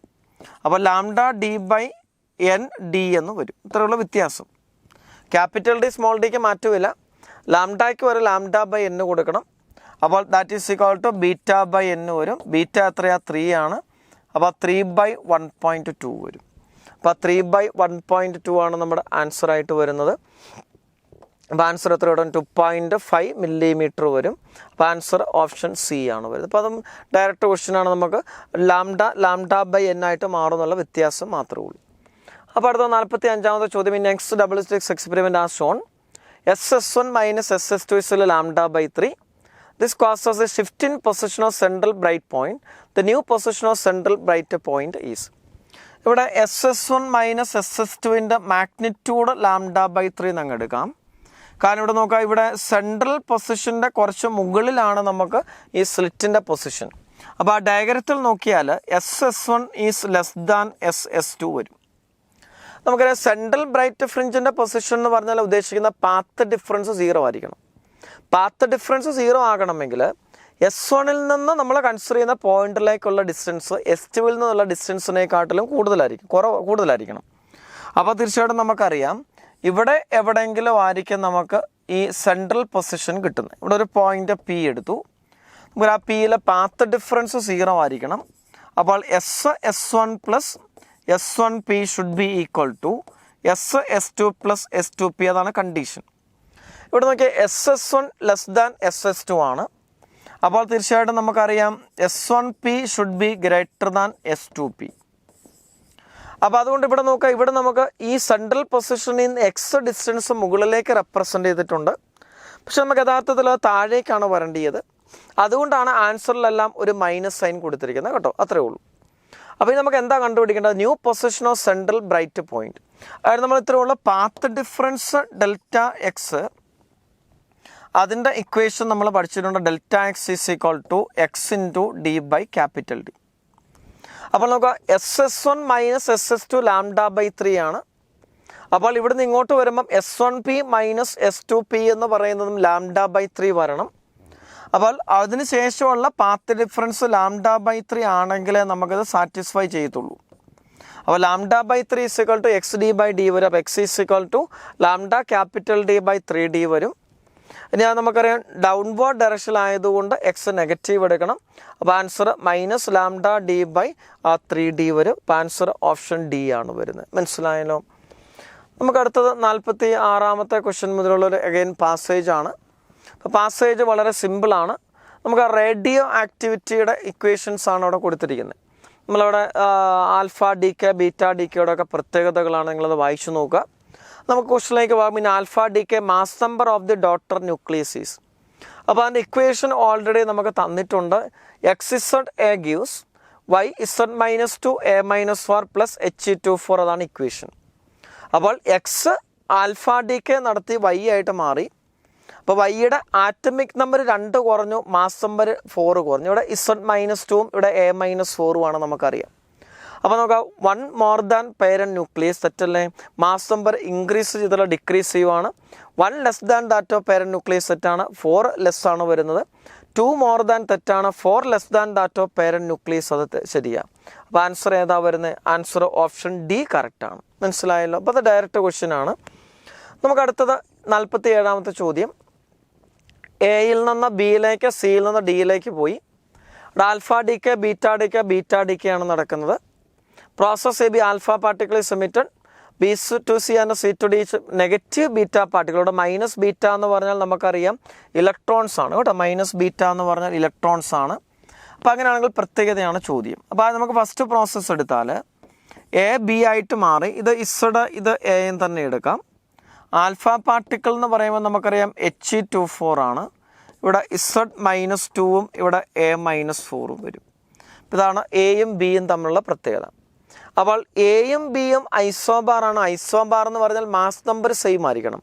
അപ്പോൾ എയും ബിയും ഐസോബാറല്ല. അപ്പോൾ പിന്നെ ഓപ്ഷൻ എ തെറ്റാണ്. കാരണം ABC/R ഐസോബാർസ് ഉള്ളത് തെറ്റാണ്. ഇനി ABC/R ഐസോബാർസ് അതും തെറ്റാണ്. അപ്പോൾ ഓപ്ഷൻ സി തെറ്റാണ്. ABCDR all isotopes, BCDR all isotopes നമുക്ക് നോക്കാം. അടുത്ത എന്നാ സംഭവിച്ചു? ബി എന്തായിട്ട് മാറി? സി ആയിട്ട് മാറി. അപ്പോൾ ബിയുടെ atomic number Z-2, mass number A-4 ആണ്. അപ്പോൾ അത് സി ആയിട്ട് മാറി. ഇവിടെ ഇലക്ട്രോൺ എമിഷൻ നടന്നു. അതിൻ്റെ കൂടെ നമുക്കറിയാം ആൻറ്റി ന്യൂട്രിനോ വരും. ഇലക്ട്രോണിൻ്റെ മാസ് നമ്പർ 0 ആണ്. കാരണം പ്രോട്ടോണിനെ കമ്പയർ ചെയ്യുമ്പോൾ മാസ് വളരെ കുറവാണ്. ആറ്റമിക് നമ്പർ -1 ആണ്. അപ്പോൾ നമുക്കറിയാം ഇവിടെ -1 പറയുമ്പോൾ കൺസിഡർഡ് ആകണമെങ്കിൽ ഇവിടെ എത്ര വരണം? ഇവിടെ Z-1 വരണ്ടേ. ആറ്റമിക് നമ്പർ 1 കൂടും, മാസ് നമ്പർ മാറ്റം ഒന്നുമില്ല. ഇവിടെ Z-1 നമുക്ക് ഇവിടെ Z-2 റൈറ്റ് സൈഡിൽ വരും, കൺസിഡർഡ് ആകും. ഇവിടെ A-4, ഇവിടെ A-4. അവിടെ മാസ് നമ്പറും ആറ്റമിക് നമ്പറും കൺസിഡർഡ് ആയിരിക്കണം, അത്രേ ഉള്ളൂ. റൈറ്റ് സൈഡിൽ atomic number Z-1 plus -1 Z-2. അപ്പോൾ അത് സാറ്റിസ്ഫൈഡ് ആണ്. ഇവിടെ A-4, ഇവിടെ A-4 കുഴപ്പമൊന്നുമില്ല. അപ്പോൾ നോക്കിയേ, ബിയും സിയും ഐസോട്ടോപ്സ് ആണോ? അല്ല, ഐസോട്ടോപ്സ് അല്ല, ഐസോബാർസ് ആണ്. അല്ല, കാരണം ഇവിടെ A-4, ഇവിടെ A-4 ഐസോബാർ. അപ്പോൾ ബിയും സിയും മാസ് നമ്പർ മാറ്റമില്ല, ഐസോബാർ. ഇനി സി ഡി ആയിട്ട് മാറി വീണ്ടും ബീറ്റ ഡി കെ എന്ന് പറയുന്നത് മാസ് നമ്പർ മാറ്റമില്ല. അപ്പോൾ ബിയും സിയും ഡിയും എന്തുമായിരിക്കും? ഐസോബാർസ് ആയിരിക്കും. അപ്പോൾ ആൻസർ ഓപ്ഷൻ ബി കറക്റ്റാണ്. B C and D are isobars ഉള്ളത് ശരിയാണ്. അപ്പോൾ നമുക്ക് എടുക്കാൻ പറ്റുന്ന ഏത്? ആൻസർ ഓപ്ഷൻ ബി ആണ്. ABCR ഓൾ ആർ ഐസോട്ടോപ്സ് തെറ്റ്. ഐസോട്ടോപ്സ് ആകുമ്പോൾ നമുക്കറിയാം atomic number or proton number same ആയിരിക്കണം, അങ്ങനെയല്ല. അപ്പോൾ ആൻസർ ഓപ്ഷൻ ബി മാത്രമേ കറക്റ്റ് ഉള്ളൂ. 48ാമത്തെ ചോദ്യം. Alpha particles. ആൽഫ പാർട്ടിക്കിൾ എന്തുവാന്നാണ് ചോദ്യം. നമുക്കൊരു ആൽഫ പാർട്ടിക്കിൾ ഹീലിയം ന്യൂക്ലിയസിന് തുല്യമാണ്. ന്യൂക്ലിയസ് ഓഫ് ഹൈഡ്രജൻ ആറ്റം തെറ്റാണ്. ഹൈഡ്രജൻ ആറ്റം അല്ല, ന്യൂക്ലിയസ് ഓഫ് ഹീലിയം ആറ്റം അത് ശരിയാ. ഹീലിയം ആറ്റം അല്ല, ന്യൂക്ലിയസ് ഓഫ് ഹീലിയം ആറ്റത്തിന് ഇക്വലൻ്റ് ആണ് ആൽഫ പാർട്ടിക്കിൾ, നമുക്കറിയാം. അപ്പോൾ ആൻസർ ഓപ്ഷൻ സി ആണ് വരിക. അപ്പോൾ അടുത്ത 49ാമത്തെ ചോദ്യം. During the alpha decay process the mass of D K product is. Alpha D K നടക്കുമ്പോൾ നമുക്കറിയാം അത് സ്റ്റെബിലിറ്റി കൂട്ടാൻ വേണ്ടിയിട്ടാണ് നടക്കുക. കാരണം റേഡിയോ ആക്ടിവിറ്റി നാച്ചുറലി നടക്കുന്ന പ്രോസസ്സുകളാണ്. നാച്ചുറലി നടക്കുന്ന പ്രോസസ്സുകളെല്ലാം സ്റ്റെബിലിറ്റി കൂട്ടാൻ വേണ്ടി എനർജി റിലീസ് ചെയ്യും. എനർജി റിലീസ് ചെയ്യുമ്പോൾ നമുക്കറിയാം പേരൻ ന്യൂക്ലിയസുകളുടെ മാസിനെക്കാട്ടിലും കുറവായിരിക്കും ഡോട്ടർ ന്യൂക്ലിയസുകളുടെ ടോട്ടൽ എനർജി. കാരണം എന്തുവാ? കുറേ മാസ് എനർജി ആയിട്ട് റിലീസ് ചെയ്യും. അപ്പോൾ ഡിക്രീസ് ഇൻ മാസ്സാണ് എനർജി ആയിട്ട് മാറുന്നത്. അപ്പോൾ during the alpha decay mass of all decay product is equal to mass of initial nucleus തെറ്റാണ്. Less than the mass of initial nucleus ശരിയാണ്. Equal to the mass of alpha particle തെറ്റാണ്, നമുക്കറിയാം. Greater than the mass of initial nucleus തെറ്റാണ്. അപ്പോൾ mass കുറഞ്ഞാൽ മാത്രമേ energy release ചെയ്തിട്ട് stability attain ചെയ്യാൻ പറ്റത്തുള്ളൂ. അപ്പോൾ മാസ് കുറഞ്ഞിട്ട് ആ മാസ് എനർജി ആയിട്ട് റിലീസ് ചെയ്യണം. അപ്പോൾ ആൻസർ ഓപ്ഷൻ ബി ആണ് കറക്റ്റ്. അടുത്ത 50th question. An alpha decay process is given by X വൈയും ആൽഫ പാർട്ടിക്കിളുമായിട്ട് മാറി. MX, MY and MHE respectively mass of nuclei of XY and HE ആണ്. Q value of the reaction is. നമുക്കറിയാം Q value എന്ന് പറഞ്ഞാൽ energy released ആണ്. അത് കാണാൻ വേണ്ടി എന്ത് ചെയ്യണം? ഈ പ്രോഡക്റ്റ് ന്യൂക്ലിയസിൻ്റെ മാസിൽ നിന്ന് റിയാക്റ്റൻസിൻ്റെ മാസ് കുറയ്ക്കണമെന്നാണ് നമ്മൾ പഠിച്ചേക്കുന്നത്. എന്നിട്ട് അതിനെ എന്താക്കി മാറ്റണം? എനർജി ആക്കി മാറ്റണം. ഇൻറ്റു C² വരും. അപ്പോൾ mass of XO minus mass of Y plus mass of helium into C² വരും. അപ്പോൾ നോക്കാം, MX minus MY minus MHE into C² ശരിയാണ്. അപ്പോൾ ഓപ്ഷൻ എ ശരിയാണ്. ബാക്കി ഏതെങ്കിലും ശരി വരുമോ എന്ന് നോക്കി. നമുക്ക് വരാൻ സാധ്യതയില്ല. അപ്പോൾ MY plus MHE minus MX into C² അല്ല, നമ്മൾ നേരെ തിരിച്ചാണ് എടുക്കുന്നത്. അപ്പോൾ ഇത് തെറ്റാണ്, ഇത് തെറ്റ്. അപ്പോൾ ആൻസർ ഓപ്ഷൻ എ മാത്രമേ കറക്റ്റ് ഉള്ളൂ. അപ്പോൾ നമുക്ക് വലിയ സിമ്പിളായ ബുദ്ധിമുട്ടൊന്നുമില്ലാതെ സിമ്പിളായിട്ടൊക്കെ ചെയ്യാൻ പറ്റിയ ക്വസ്റ്റ്യൻ ആയിരുന്നു അല്ലേ. അപ്പോൾ നമ്മൾ പറഞ്ഞ കാര്യങ്ങളൊക്കെ മനസ്സിലാക്കിയെന്ന് വിചാരിക്കുന്നു. അപ്പോൾ പറഞ്ഞ കാര്യങ്ങളൊക്കെ ഓർത്ത് വെക്കുക. അപ്പോൾ അതുമായിട്ട് റിലേറ്റഡ് ആയിട്ടുള്ള കാര്യങ്ങളൊക്കെ ഓരോ ക്വസ്റ്റ്യൻ ചെയ്യുമ്പോൾ പഠിക്കുക. എന്നിട്ട് നല്ല റിസൾട്ട് എല്ലാവർക്കും ഉണ്ടാകട്ടെ എന്ന് പ്രാർത്ഥിക്കുന്നു, ആശംസിക്കുന്നു. അപ്പോൾ നമ്മൾ നന്നായിട്ട് പഠിക്കണം, സമയമൊന്നും കളയരുത് കേട്ടോ. എക്സാമൊക്കെ എളുപ്പമായിരിക്കും. അപ്പോൾ നന്നായിട്ട് പഠിച്ചാൽ നമുക്ക് നല്ല റിസൾട്ട് ഒബ്റ്റെയിൻ ചെയ്യാൻ പറ്റുന്നേ ഉള്ളൂ എന്ന് മനസ്സിലാക്കിയിട്ട് അത് നന്നായിട്ട് പഠിക്കുക. കോൺഫിഡൻറ്റോടെ എക്സാമിന് വേണ്ടിയിട്ട് പ്രിപ്പയർ ചെയ്യുക കേട്ടോ. All the best. Thank you.